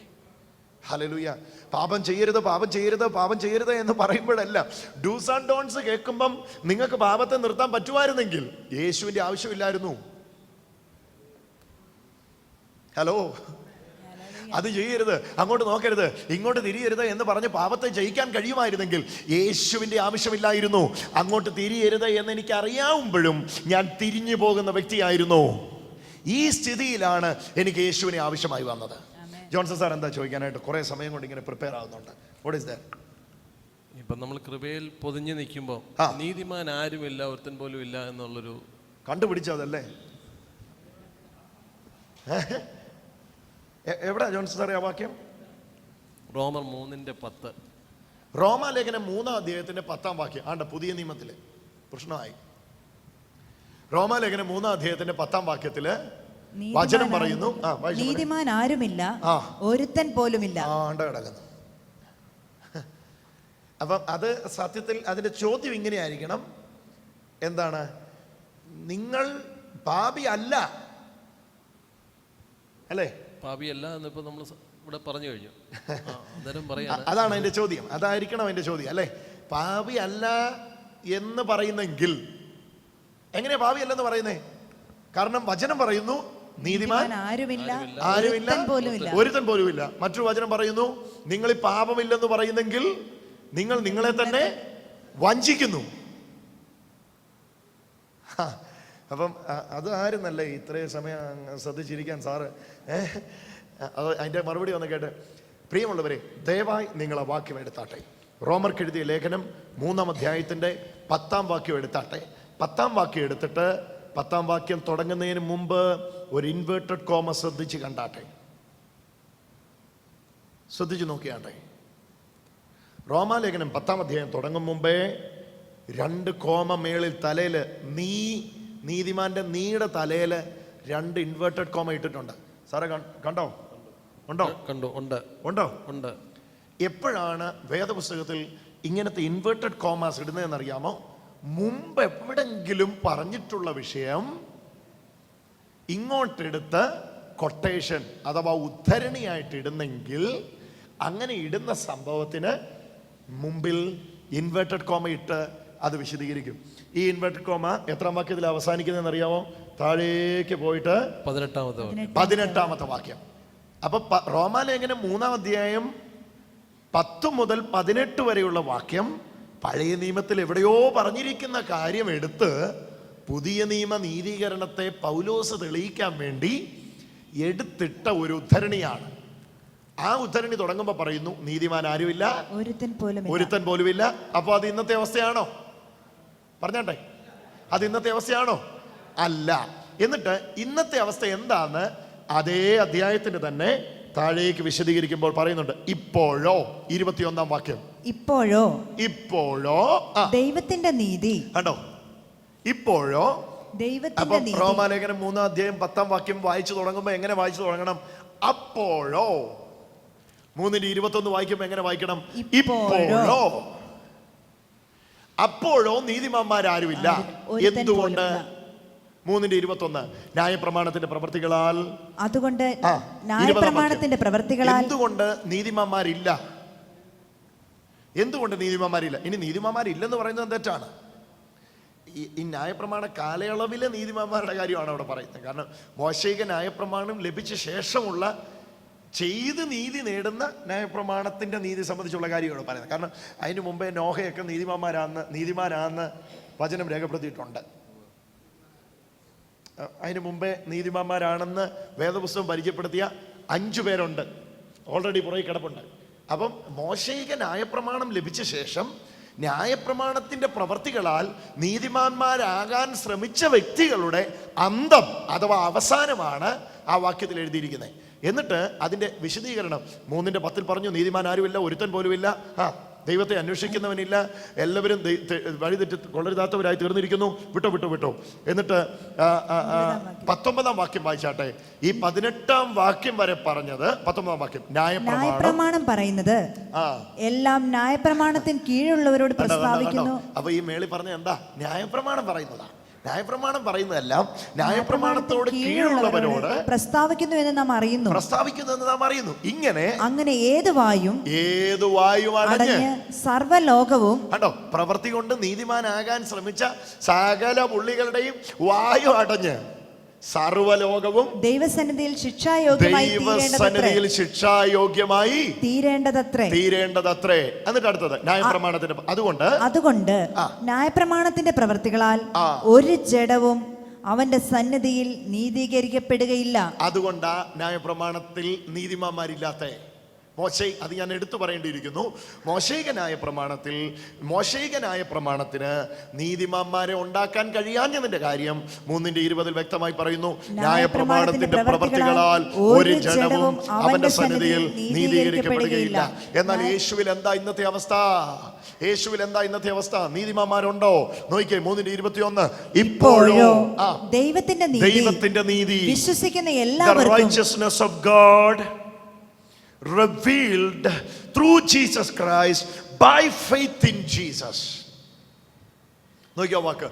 ഇപ്പോഴോ ദൈവത്തിന്റെ നീതി വിശ്വസിക്കുന്ന എല്ലാവർക്കും യേശുക്രിസ്തുവിങ്കൽ. റോമർ 10:4 വാക്യം നിങ്ങൾ വായിച്ചിട്ടുണ്ടെങ്കിൽ അറിയാം. ന്യായപ്രമാണത്താലുള്ള നീതി സംബന്ധിച്ച് ഇത് ചെയ്യുന്നവൻ ഇതിനാൽ ജീവിക്കും. എന്നിട്ട് റോമർ 3:21 ഇപ്പോഴോ ദൈവത്തിന്റെ നീതി വിശ്വസിക്കുന്ന ഏവർക്കും യേശുക്രിസ്തുവിങ്കലെ യേശുക്രിസ്തുവിലുള്ള വിശ്വാസത്താലുള്ള ദൈവനീതി തന്നെ ന്യായപ്രമാണം കൂടാതെ വെളിപ്പെട്ടിരിക്കുന്നു. അതിന് ന്യായപ്രമാണവും പ്രവാചകന്മാരും സാക്ഷ്യം പറയുന്നു. ഒരു വ്യത്യാസവുമില്ല. എല്ലാവരും പാപം ചെയ്ത് ദൈവ തേജസ് ഇല്ലാത്തവരായി തീർന്നു. അവന്റെ കൃപയാൽ യേശുക്രിസ്തുവിങ്കലെ വീണ്ടെടുപ്പ് മൂലം സൗജന്യമായിട്ടത്രേ നീതീകരിക്കപ്പെടുന്നത്. കരമടിച്ചൊന്ന് യേശുവിന് മഹത്വം കൊടുത്താട്ടെ. അപ്പൊ ഇന്ന് നീതിമാന്മാരുണ്ടോ? യേശുക്രിസ്തുവിങ്കലെ വീണ്ടെടുപ്പ് മൂലം നീതിമാന്മാരുണ്ട്. യേശുക്രിസ്തുവിലെ വീണ്ടെടുപ്പ് മൂലം ഇന്ന് ആരുണ്ട്? നീതീകരണമുണ്ട്, നീതിമാന്മാരുണ്ട്. ഒരു ഹല്ലേലൂയ പറഞ്ഞേ. അപ്പൊ നിങ്ങൾ ഇവിടെ മനസ്സിലാക്കേണ്ട ഒരു ടോപ്പിക് കൂടെ ജസ്റ്റ് എന്ന് പറയാൻ നമുക്ക് സമയം കിട്ടുമെന്ന് തോന്നുന്നു. അതുകൂടെ ഒന്ന് ശ്രദ്ധിച്ചാട്ടെ. എന്തായിരുന്നു ലോയുടെ നിയമത്തിന്റെ നിയമത്തിലെ നീതി എന്തുകൊണ്ട് എനിക്ക് നേടാൻ കഴിഞ്ഞില്ല? അതുകൊണ്ട് നമുക്കൊന്ന് കേൾക്കാം. അതിനോടുള്ള സമയം നമുക്ക് കിട്ടും. നിയമം കൊണ്ട് എനിക്ക് എന്തുകൊണ്ട് രക്ഷപ്പെടാൻ പറ്റിയില്ല? ഇത് ഒന്ന് മനസ്സിലാക്കിയാട്ടെ. റോമർക്ക് എഴുതിയ ലേഖനം 7-ാം അധ്യായമാണ് നിയമബന്ധിത ജീവിതത്തിന്റെ പരാജയം. നിങ്ങൾ വേണമെങ്കിൽ റോമർക്ക് എഴുതിയ ലേഖനം 7-ാം അധ്യായം ഒന്ന് എടുത്തോ. ഞാൻ ഈ പറയാൻ പോകുന്ന ഭാഗങ്ങൾ മുഴുവൻ ആ വാക്യങ്ങളിലുണ്ട്. ദയവായി പെട്ടെന്ന് എടുത്തോ. റോമർക്ക് എഴുതിയ ലേഖനം 7-ാം അധ്യായം. റോമർക്ക് എഴുതിയ ലേഖനം 7-ാം അധ്യായത്തിൽ ന്യായപ്രമാണം സംബന്ധിച്ച് പരീശനായ പൗലോസ് തൻ്റെ ജീവിതത്തെ എടുത്തു കാട്ടുക. ഇങ്ങോട്ട് ശ്രദ്ധിക്കണേ. ഞാൻ പറയാൻ പോകുന്ന കാര്യം വളരെ പ്രധാനപ്പെട്ടതാണ്. ഒന്നുകൂടെ കരമടിച്ചൊന്ന് കർത്താവിനൊന്ന് യേശുവിനൊന്ന് മഹത്വം കൊടുത്തേ. ഹല്ലേലൂയ. ശ്രദ്ധിച്ചു കേട്ടോണേ. റോമാലേഖനം 7-ാം അധ്യായം പൗലോസ് എന്ന് പറയുന്ന ന്യായപ്രമാണം സംബന്ധിച്ച് പരീശനായ മനുഷ്യൻ ന്യായപ്രമാണത്തിലൂടെ രക്ഷപ്പെടാൻ ശ്രമിച്ചിട്ട് പറ്റാത്ത തൻ്റെ പരാജയത്തെ എടുത്തു കാട്ടിയിട്ട് മറ്റുള്ളവരോട് പറയുക, നിയമത്തിനകത്ത് ജയജീവിതം ഇല്ല, കൃപയ്ക്കകത്ത് ജയജീവിതം ഉള്ളൂ എന്ന് പറയാൻ വേണ്ടി എഴുതിയതാണ് റോമാലേഖനം 7-ാം അധ്യായം. അതുകൊണ്ടാണ് റോമാലേഖനം 7-ാം അധ്യായം തുടങ്ങുമ്പോൾ പറയുന്നത്. അതുകൊണ്ട് സഹോദരന്മാരെ, ന്യായപ്രമാണം അറിയുന്നവരോടത്രയും ഞാൻ പ്രസ്താവിക്കുന്നത്, മനുഷ്യൻ ജീവനോടിരിക്കുന്ന കാലത്തൊക്കെയും അതെല്ലാം ഞാൻ മണിക്കൂറുകളിലൂടെ വിശദീകരിച്ചിട്ടുണ്ട്. ഇനി അത് വിശദീകരിക്കേണ്ട ആവശ്യമില്ല. ഒരു വാക്യം നമ്മളിപ്പോൾ എടുക്കുകയാണ്. 19-ാമത്തെ വാക്യം. റോമാലേഖനം 7-ാം അധ്യായത്തിന്റെ 19-ാമത്തെ വാക്യം. ഞാൻ ചെയ്യുവാൻ ഇച്ഛിക്കുന്ന നന്മ ചെയ്യുന്നില്ലല്ലോ. മേളി മുതലുണ്ട്. 15-ാം വാക്യം ഒന്ന് ശ്രദ്ധിച്ചു. 14-ാം വാക്യം പോലെ വായിക്കാം. ന്യായപ്രമാണം ആത്മീകമെന്ന് നാം അറിയുന്നുവല്ലോ. ന്യായപ്രമാണം ആത്മീകമാണ്. ലോയ്ക്ക് ഒരു കുഴപ്പമില്ല. ന്യായപ്രമാണം പക്കായ. ന്യായപ്രമാണം സ്പിരിച്വലാ. നിയമം ആത്മീകമാണ്. കാരണം ആത്മാവായ ദൈവം, ആത്മീയനായ ദൈവം കൊടുത്തതാ. നിയമത്തിന് ഒരു തകരാറുമില്ല. പക്ഷേ എനിക്കാ തകരാറ്. നിയമം ആത്മീകം. ന്യായപ്രമാണം ആത്മീകമെന്ന് നാം അറിയുന്നുവല്ലോ, ഞാനോ ജഡമയൻ. ആണ്ട കിടക്കുന്നു. നിയമം ആത്മീകം, ഞാനോ ജഡമയൻ. അടുത്തത് പാപത്തിന് ദാസനായി വിൽക്കപ്പെട്ടവൻ തന്നെ. പാപത്തിന് ദാസനായി. എന്ന ഒരു ആശയമാ. ഒരൊറ്റ പദത്തിനകത്ത് മാത്രം പൗലോസ് ക്രോഡീകരിച്ചിരിക്കുന്ന അറിയോ? പാപത്തിന് ദാസനായി വിൽക്കപ്പെട്ടവൻ തന്നെ. യജമാനൻ പാപം. യജമാനനാകുന്ന പാപത്തിന് ദാസനായ ഞാൻ. പാപത്തിന് ദാസനായി പാപം എന്ന യജമാനന്റെ അടിമയാണ് ഞാൻ. ഓ, എന്ന ആശയമാണ്. ഒന്ന് ശ്രദ്ധിച്ചു കേട്ടെ. അടിമ ഉടമ പറയുന്നതാണ് അടിമ കേൾക്കുന്നത്. അത് തന്നെ ഇവിടെ പറയുന്നത്. പാപം എന്ന യജമാനന് ദാസനായി വിൽക്കപ്പെട്ടവനാ ഞാൻ. അപ്പൊ തന്നെ ഏകദേശം ഒരാശയം മനസ്സിലായി. ഇവിടെ ഈ മനുഷ്യനെ കൊണ്ട് ചെയ്യിക്കുന്ന മുഴുവൻ ആരാ? യജമാനൻ ആരാ? പാപം എന്ന യജമാനൻ ഈ അടിമയെ കൊണ്ട് ഓരോന്ന് ചെയ്യുക. പാപം എന്ന യജമാനൻ എന്ന് പറയുമ്പം പാപം എന്ന യജമാനന്റെ പിന്നിൽ ആരാ? സാത്താൻ എന്ന യജമാനൻ പാപം എന്ന കയറിട്ട് എന്നെ, അങ്ങനെ പറഞ്ഞാൽ കുറച്ചുകൂടെ മനസ്സിലാവും ആൾക്കാർക്ക്. പാപം എന്ന കയറിട്ട് എന്നെ ഇങ്ങനെ പിടിച്ചുകൊണ്ട് നടക്കുകയാണ്. ഇങ്ങനത്തെ അവസ്ഥയിലാണ് ഞാൻ. അപ്പോഴും എനിക്ക് എന്തോ ഉണ്ട്? കൽപ്പന, നിയമം, ആത്മീകം. ഞാനോ ജഡമയൻ, പാപത്തിന് ദാസനായി വിൽക്കപ്പെട്ടവൻ തന്നെ. ഇനി താഴേക്ക് വായിച്ചു. ഞാൻ പ്രവർത്തിക്കുന്നത് ഞാൻ അറിയുന്നില്ല. ഭാണ്ഡ കിടക്കുന്നു. സ്വാഭാവികമാണല്ലോ, ഞാൻ പ്രവർത്തിക്കുന്നത് ഞാൻ അറിയുന്നില്ല. നിങ്ങൾക്ക് ഇപ്പൊ അത് വിശദീകരണം കൂടാതെ അറിയാൻ പറ്റും. എന്നാ കാര്യം? ഇയാളെ അല്ല, ഇയാൾ വേറൊരാളുടെ അടിമയാണ്. ഉടമയുടെ പേര് പാപം, അടിമയുടെ പേര് പൗലോസ്. അങ്ങനെ പറഞ്ഞാൽ കൂടുതൽ മനസ്സിലാവും. ഓക്കെ, ഞാൻ വായിച്ചു. ഞാൻ പ്രവർത്തിക്കുന്നത് ഞാൻ അറിയുന്നില്ല, ഞാൻ ഇച്ഛിക്കുന്നതിനെ അല്ല പകയ്ക്കുന്നതിനെ അത്രേ ചെയ്യുന്നത്. അടിമയുടെ ഇഷ്ടമല്ല, ഉടമയുടെ ഇഷ്ടമാ അടിമയുടെ മേൽ നടക്കുന്നേ. അതാ പറയുന്നേ, ഞാൻ ഇച്ഛിക്കുന്നതിനെ അല്ല പകയ്ക്കുന്നതിനെ അത്രേ ചെയ്യുന്നത്. എനിക്ക് ഇഷ്ടമില്ലാത്തതിനെ എന്നെ കൊണ്ട് ചെയ്യിക്കുന്നേ. കാരണം ഉടമ എന്നെ കൊണ്ട് പറഞ്ഞേ അടിമപ്പണി ചെയ്യിക്കുക, അടിമപ്പണി എന്നെ കൊണ്ട് ചെയ്യിക്കുക. ഞാൻ ഇച്ഛിക്കുന്ന അല്ല, എന്റെ ഇഷ്ടത്തിനനുസരിച്ച് എനിക്ക് ചെയ്യാൻ പറ്റുന്നില്ല. വായിച്ചു. ഞാൻ ഇച്ഛിക്കുന്നതിനെ അല്ല പകയ്ക്കുന്നതിനെ അത്രേ ചെയ്യുന്നത്. ഞാൻ ഇച്ഛിക്കാത്തതിനെ ചെയ്യുന്നു എങ്കിലോ ഞാൻ ഇച്ഛിക്കാത്തതിനെ ചെയ്യുന്നുവെങ്കിലോ ന്യായപ്രമാണം നല്ലത് എന്ന് ഞാൻ സമ്മതിക്കുന്നു. ഓക്കെ, ഞാൻ ഇച്ഛിക്കാത്തതിനെ ചെയ്യുന്നുവെങ്കിലോ ന്യായപ്രമാണം നല്ലതെന്ന് ഞാൻ അടുത്ത താഴേക്ക് വായിച്ചു. ആകയാൽ അതിനെ പ്രവർത്തിക്കുന്നത് ഞാനല്ല. ഇവിടെ പൗലോസ് തുറന്നു പറയാ, അതിനെ പ്രവർത്തിക്കുന്നത് ഞാനല്ല, എന്നിൽ വസിക്കുന്ന പാപമത്രേ. എന്നിൽ വസിക്കുന്ന പാപമത്രേ. അപ്പോഴും നിയമം കയ്യിലുണ്ടേ. കൽപ്പന ആത്മീകം, ഞാനോ ജഡികൻ, ദാസന് പാപത്തിന് ദാസനായി വിൽക്കപ്പെട്ടവൻ. ആരാന്നറിയണം? ന്യായപ്രമാണം സംബന്ധിച്ച് അനന്യനായി പറയുന്നേ ബെന്യാമീൻ ഗോത്രക്കാരൻ, 8-ാം നാളിൽ പരിച്ഛേദനയേറ്റവൻ, ന്യായപ്രമാണം സംബന്ധിച്ച് പരീശൻ, എബ്രായനിൽ നിന്ന് ജനിച്ച എബ്രായൻ, ജന്മം കൊണ്ട് യഹൂദൻ, കർമ്മം കൊണ്ട് യഹൂദൻ, യഹൂദന്റെ സകല വഴിപാടും കഴിച്ച് ന്യായപ്രമാണം പറയുന്ന എല്ലാ റിക്വയർമെന്റും മീറ്റ് ചെയ്തവൻ. ആ മനുഷ്യന്റെ ഗതികേട് ഇവിടെ പറയുക, ഞാൻ ഇച്ഛിക്കുന്നതിനെ അല്ല ഞാൻ ചെയ്യുന്നത്, ഞാൻ വെറുക്കുന്നതിനെയാണ് ഞാൻ ചെയ്യുന്നത്. ഞാൻ വെറുക്കുന്നതിനെ ഞാൻ ചെയ്യുന്നുവെങ്കിലോ അതിനെ ചെയ്യുന്ന ഞാനല്ല, എന്നിൽ വസിക്കുന്ന പാപം അത്രേ.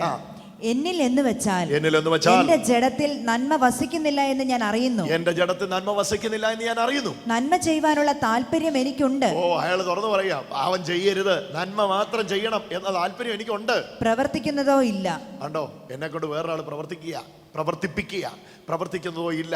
ഞാൻ ചെയ്യുവാൻ ഇച്ഛിക്കുന്ന നന്മ ചെയ്യുന്നില്ലല്ലോ. ഇതാ നമ്മുടെ എല്ലാം പ്രശ്നം. ഈ വാക്യത്തെ എന്തുകൊണ്ടാണ് നമ്മളെല്ലാവരും വിശകലനം ചെയ്യുന്നത്?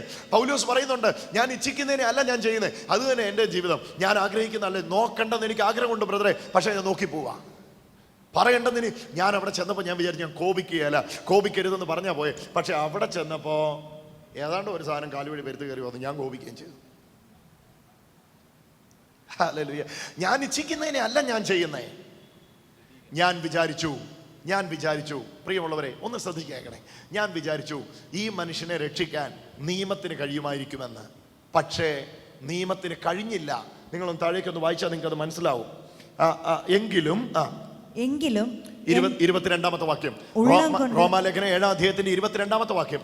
ഉള്ളം കൊണ്ട് ഞാൻ ദൈവത്തിന്റെ ന്യായപ്രമാണത്തിൽ രസിക്കുന്നു. കണ്ടോ, പാപത്തിന് അടിമയായിരിക്കുമ്പോഴും ഈ മനുഷ്യൻ ഉള്ളം കൊണ്ട് ദൈവത്തിന്റെ ന്യായപ്രമാണത്തിൽ രസിക്കുന്നു.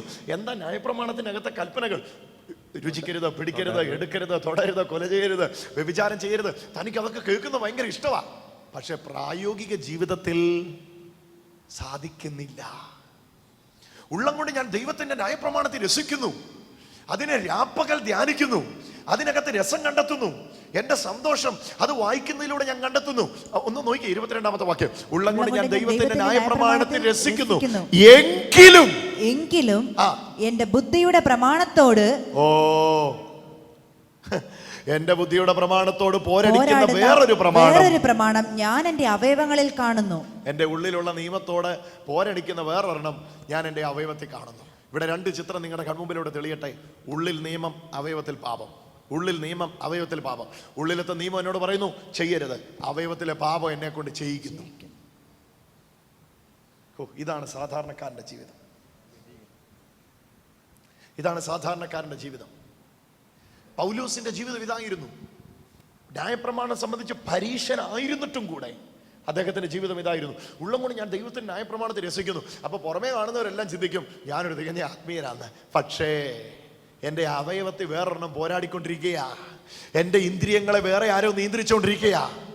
ഉള്ളം കൊണ്ട് ഞാൻ ദൈവത്തിൻ്റെ ന്യായപ്രമാണത്തെ രസിക്കുന്നു എങ്കിലും എൻ്റെ അവയവത്തോട് പോരാടുന്ന വേറൊന്ന്, എൻ്റെ ഹൃദയത്തിലെ പ്രമാണത്തോട് പോരാടുന്ന വേറൊന്ന് എൻ്റെ അവയവങ്ങളിൽ കാണുന്നു.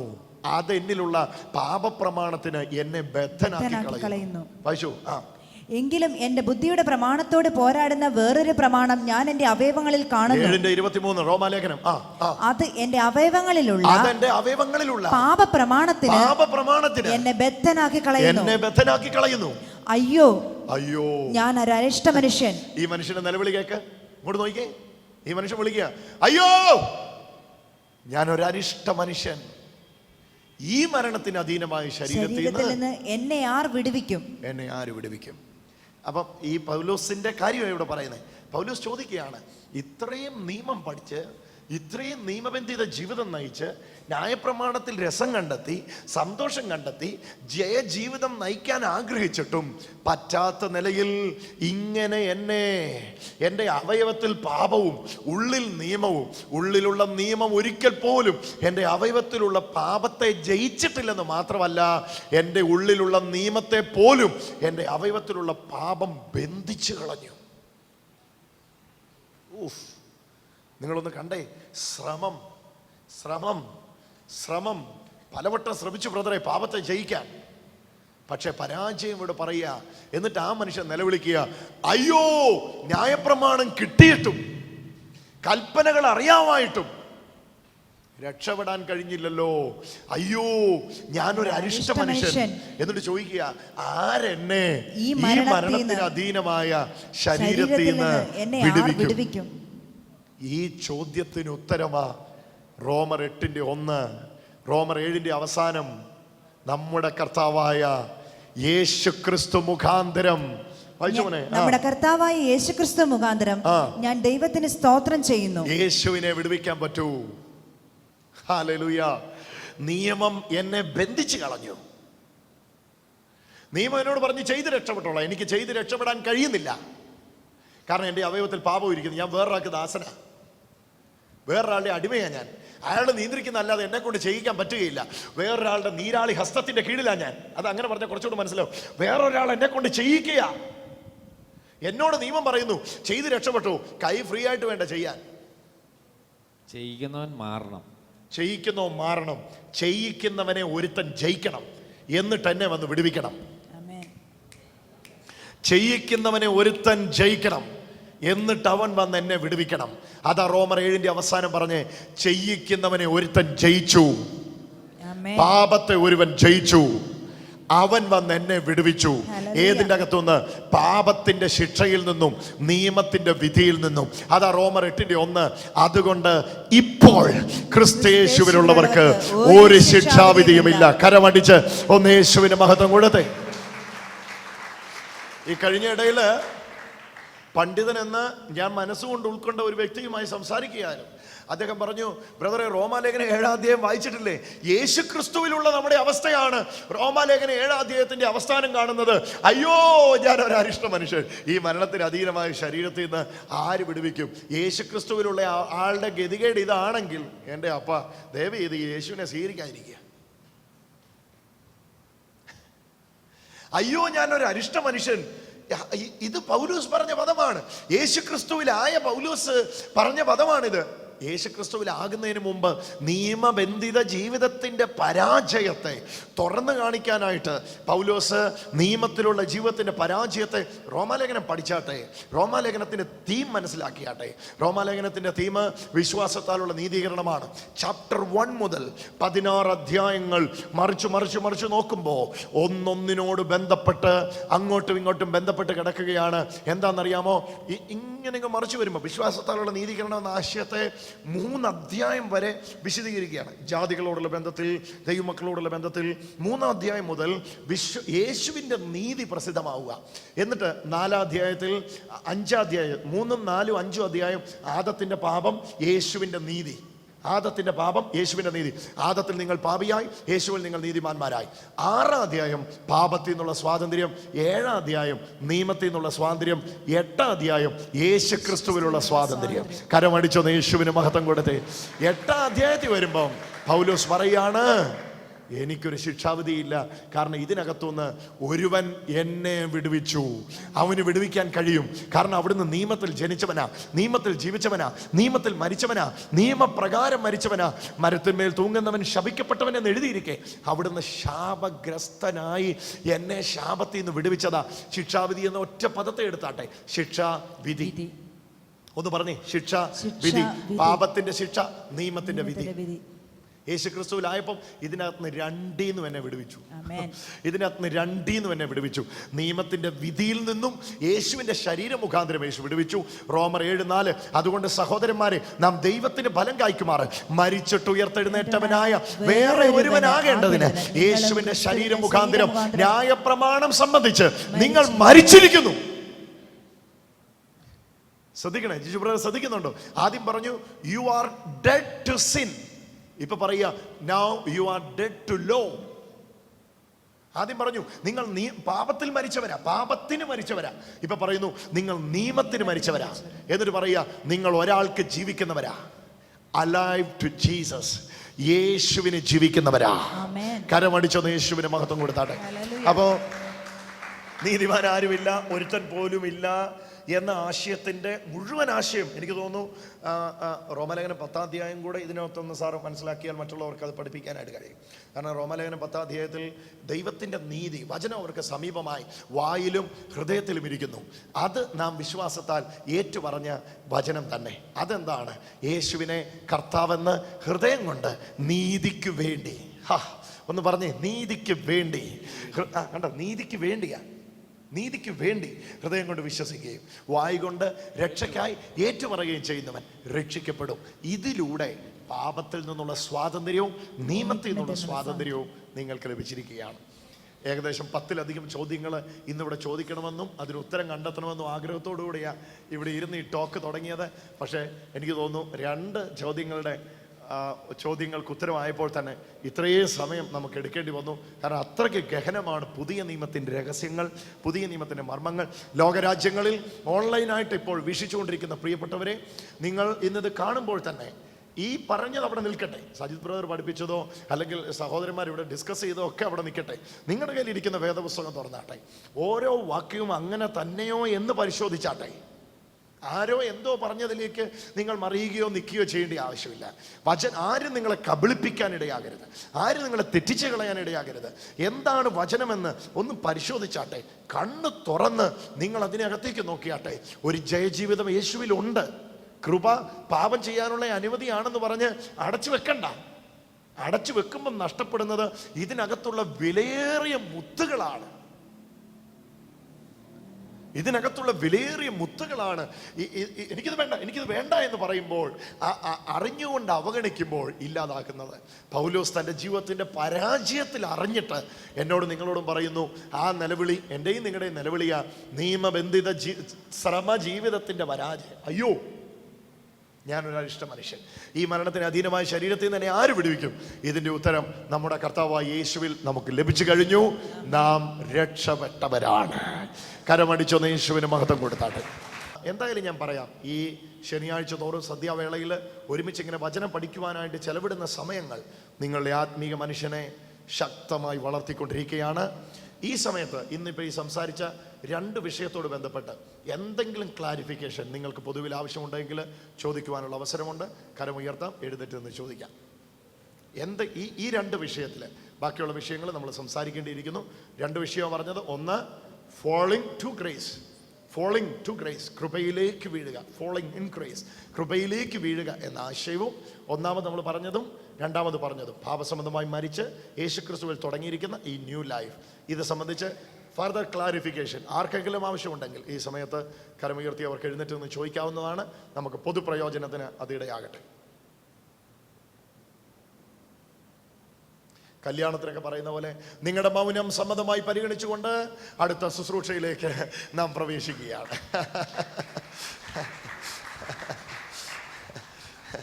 ഈ സമയത്ത് നമ്മൾ ഒരുമിച്ചൊന്ന് പ്രാർത്ഥിക്കുവാനായി പോവുകയാണ്. ലോകരാജ്യങ്ങളിൽ ലക്ഷക്കണക്കിന് ആൾക്കാർ യൂട്യൂബിലൂടെയും ഇൻ്റർനെറ്റിലൂടെയും മറ്റ് മാധ്യമങ്ങളിലൂടെയും ഇത് വീക്ഷിക്കുവാനായി പോകുന്നു. നമ്മൾ ഇന്ന് ഈ വചനം കേൾക്കാൻ പോകുന്ന അത്രയും പേർക്ക് വേണ്ടി ഒരു നിമിഷം നമ്മൾ ഒരുമിച്ച് പ്രാർത്ഥിക്കുവാനായി പോവുകയാണ്. ഞങ്ങളുടെ പ്രിയ കർത്താവും ദൈവവുമായുള്ളവേ, ഒരുമിച്ച് പ്രാർത്ഥിച്ചാട്ടെ. ഹല്ലേലൂയ. കർത്താവേ, ഞങ്ങൾ ഇന്ന് കേട്ട വചനത്തിന്റെ മുമ്പാകെ ഞങ്ങൾ സമർപ്പിക്കുന്നു. ഞങ്ങൾക്ക് പല തെറ്റിദ്ധാരണകൾ ഉണ്ടായിരുന്നു. ഇന്ന് ഞങ്ങൾ ഈ പാപത്തിലാണോ തുടരുന്നത്? പാപത്തെ എങ്ങനെ ഞങ്ങൾക്ക് ജയിക്കുവാൻ പറ്റും? എന്നാൽ ഈ കേട്ട വചനങ്ങൾ ഞങ്ങൾക്ക് ഓരോരുത്തർക്കും, ഞങ്ങളെ കണ്ടുകൊണ്ടിരിക്കുന്ന എല്ലാവർക്കും ഒരു അനുഗ്രഹമായതിനായി നന്ദി യേശുവേ.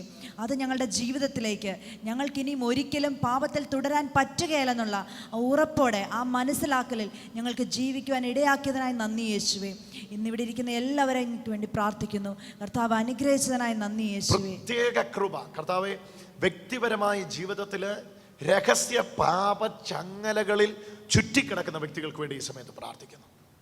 അങ്ങനെയുള്ളവർക്ക് വേണ്ടി പ്രാർത്ഥിക്കുവാൻ യേശു എന്നോട് പറയുന്നു. പലവട്ടം തീരുമാനിച്ചു, ഒരുപാട് പ്രാവശ്യം പ്രതിഷ്ഠയെടുത്തു, ഒരുപാട് പ്രാവശ്യം തീരുമാനിച്ചു. എന്നിട്ട് ഇപ്പോഴും ആ പാപമെന്ന യജമാനൻ ഒരടിമ കണക്കെ വലിച്ചുകൊണ്ട് അങ്ങോട്ട് കറങ്ങടാ, ഇങ്ങോട്ട് തിരിയടാ എന്ന് പറഞ്ഞ് നിയന്ത്രിക്കുന്ന ആ നീരാളി ഹസ്തം യേശുവിന്റെ നാമത്തിൽ, യേശുവിൽ ആ വ്യക്തി ആരാണെന്നുള്ള അറിവിന് മുമ്പിൽ പൊട്ടി വീഴട്ടെ.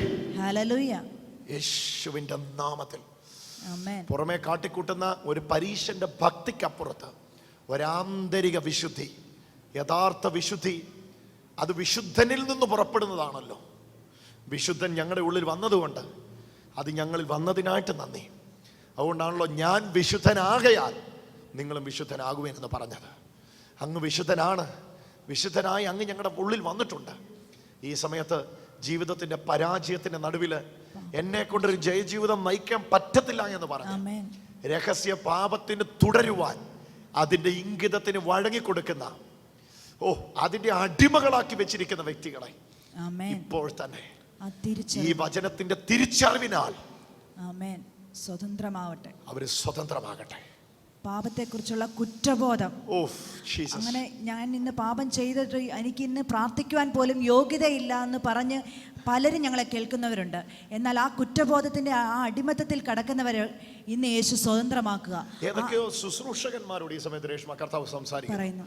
കർത്താവ് പറയുന്നു, പണ്ടെങ്ങോ പറ്റിപ്പോയ ജീവിതത്തിലെ ഒരു തെറ്റിന്റെ പേരിൽ ഇന്നും എനിക്കിനി തുടരാൻ കഴിയുകയില്ല, എന്നെ കർത്താവ് അംഗീകരിക്കുകയില്ല, ഞാൻ തിരിച്ചു ചെന്ന ദൈവം എന്നെ നോക്കത്തില്ല, ദൈവം എന്നോട് കോപിച്ചിരിക്കുകയാണ്, ഞാൻ കേട്ട മെസ്സേജ് എല്ലാം ശിക്ഷാവിധിയുടെയാണ്, എനിക്കിനി ഒരിക്കലും ശുശ്രൂഷയെ പ്രയോജനപ്പെടാൻ പറ്റുകയില്ലെന്ന് പറഞ്ഞ് ഇന്നലെ മിന്നിയ ഉന്നത ശ്രേഷ്ഠന്മാരിൽ പലരും ഇന്ന് ഒന്നുമല്ലാതെ ഒതുങ്ങി നിൽക്കുകയാണ്. സഹോദരങ്ങളെ, തിരിച്ചറിയുക, അതല്ല സത്യം. നിങ്ങൾക്ക് ഇന്നലത്തേക്കാൾ തേജസ്സോടെ ഇന്ന് ശുശ്രൂഷയിൽ വരുവാൻ കഴിയും. കാരണം നിങ്ങളുടെ പാപങ്ങൾ ഒരിക്കലായി ക്ഷമിക്കപ്പെട്ടിരിക്കുന്നു. ഏകയാഗത്താൽ അവൻ വിശുദ്ധീകരിക്കപ്പെടുന്നവർക്ക് സദാകാലത്തേക്കും സൽഗുണപൂർത്തി വരുത്തിയിരിക്കുന്നു. ഹല്ലേലൂയ. എബ്രായർ 10 ആ വാക്യം ഞാൻ ആവർത്തിക്കാം. ഏകയാഗത്താൽ അവൻ വിശുദ്ധീകരിക്കപ്പെടുന്നവർക്ക് സദാകാലത്തേക്കും സൽഗുണപൂർത്തി വരുത്തിയിരിക്കുന്നു. ആ തിരിച്ചറിവിൽ അവർ സടകുടഞ്ഞ് എഴുന്നേൽക്കട്ടെ. അവരുടെ കയ്യിലൂടെ രോഗികൾ സൗഖ്യമാകട്ടെ, ഭൂതങ്ങൾ പുറത്താകട്ടെ, മരിച്ചവർ ഉയർക്കട്ടെ, കുരുടന്മാർ കാണട്ടെ, ഊമന്മാർ സംസാരിക്കട്ടെ. അടിച്ചൊതുങ്ങിക്കിടക്കുന്നവർ ഓരോ തവണ രോഗികൾക്ക് വേണ്ടി പ്രാർത്ഥിക്കാൻ തുടങ്ങുമ്പോഴും ദുർമനസാക്ഷി തടയുന്നവർ നീതിബോധത്തിൽ നിറയട്ടെ. അവരുടെ ഉള്ളത്തിലേക്ക് ഉറപ്പ് കയറട്ടെ. യേശുവിനെ കാണുന്ന പോലെയാ എന്നെ കാണുന്നത്. I am the righteousness of God in Christ Jesus. ഞാൻ യേശു ക്രിസ്തുവിൽ ദൈവത്തിന്റെ നീതിയാണ് എന്ന ഉറപ്പിൽ നിന്റെ മക്കൾ നിറയട്ടെ. അതിനായിട്ട് നന്ദി പറയുന്നു. പ്രത്യേകിച്ച് എറണാകുളത്ത് ഓരോ ശനിയാഴ്ചയും ഈ ശുശ്രൂഷയിൽ സഹകരിക്കുന്നവർക്കായി നന്ദി പറയുന്നു. വചനം പഠിക്കണമെന്നുള്ള ദാഹത്തോടെ ഈ വലിയ ട്രാഫിക്കും എല്ലാം പരിഗണിക്കാതെ ഓടിക്കൂടിയിരിക്കുന്ന ഈ ജനാവലിക്ക് വേണ്ടി ഇപ്പോൾ പ്രാർത്ഥിക്കുന്നു. ഈ നിന്റെ മക്കളെ ഞാൻ അനുഗ്രഹിക്കുന്നു. ഈ സമയത്ത് അവരിലെ രോഗികൾ സൗഖ്യമാകട്ടെ, അവരുടെ പീഡിതർ വിടുവിക്കപ്പെടട്ടെ. ഈ ടോക്ക് അനേകർക്കൊരു നിത്യജീവന്റെ ഉതകുന്നതായി മാറട്ടെ. അതിനായിട്ട് നന്ദി. യേശുവിലുള്ള ഈ ന്യൂനെസ് ഓഫ് ലൈഫ്, ഈ പുതിയ ജീവിതം അനുഭവിക്കാനായിട്ട് തുടങ്ങട്ടെ. ഒരുവൻ ക്രിസ്തുവിലായാൽ അവൻ പുതിയ സൃഷ്ടിയായിരിക്കുന്നു. അതിനായിട്ട് നന്ദി യേശുവിൻ നാമത്തിൽ തന്നെ. ആമേൻ. ഈ പ്രാർത്ഥനാ വേളയിൽ വലിയ പരിശുദ്ധാത്മ സാന്നിധ്യത്തെ തിരിച്ചറിയുവാൻ എനിക്കിടയായി. 2 കാര്യങ്ങൾ ഞാൻ ഈ സമയത്ത് നിങ്ങളോട് ആവശ്യപ്പെടുകയാണ്. ദയവായി നിങ്ങൾ യൂട്യൂബിൽ ഈ ശുശ്രൂഷ വീക്ഷിക്കുന്നവർ, ദയവായി നിങ്ങൾ ഈ ചാനൽ സബ്സ്ക്രൈബ് ചെയ്താട്ടെ. നിങ്ങൾ കാണുന്ന ഈ യൂട്യൂബിൻ്റെ നേരെ താഴെ സബ്സ്ക്രൈബ് എന്ന് പറയുന്ന ഒരു ബട്ടണുണ്ട്. അത് ഞെക്കിയാൽ ഇതുപോലുള്ള ഏത് യൂട്യൂബ് വീഡിയോസ് അപ്ലോഡ് ചെയ്യുമ്പോൾ നിങ്ങൾക്ക് നിങ്ങളുടെ ഇമെയിലിൽ അതിൻ്റെ നോട്ടിഫിക്കേഷൻ വരുന്നതായിരിക്കും. ഗ്രേസ് ചങ്ങനാശ്ശേരി എന്ന യൂട്യൂബ് ചാനൽ ഇന്ന് തന്നെ സബ്സ്ക്രൈബ് ചെയ്താട്ടെ. 2ാമത്തെ കാര്യം ഇതാണ്, ഈ മെസ്സേജ് നിങ്ങൾക്ക് പ്രയോജനമായെങ്കിൽ ഇതുപോലെ അനേകർക്ക് പ്രയോജനമാകണം. എങ്ങനെയൊക്കെ ഇതിൻ്റെ ലിങ്ക് ഷെയർ ചെയ്യുവാൻ കഴിയുമോ അങ്ങനെയൊക്കെ ലിങ്ക് ഷെയർ ചെയ്താട്ടെ. നിങ്ങൾ കാണുന്ന സ്ക്രീനിന് മേളിൽ ഷെയർ ചെയ്യുവാനുള്ള ബട്ടണുണ്ട്.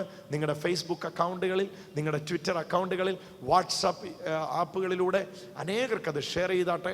അനേകർക്ക് നന്മയാകട്ടെ. ഈ വിഷയം സംബന്ധിച്ച് ഫർദർ ക്ലാരിഫിക്കേഷൻ ഏതെങ്കിലും നിങ്ങൾക്ക് ആവശ്യമുണ്ടെങ്കിൽ ദയവായി എൻ്റെ മെയിൽ അഡ്രസ്സിൽ നിങ്ങൾക്ക് ബന്ധപ്പെടാം.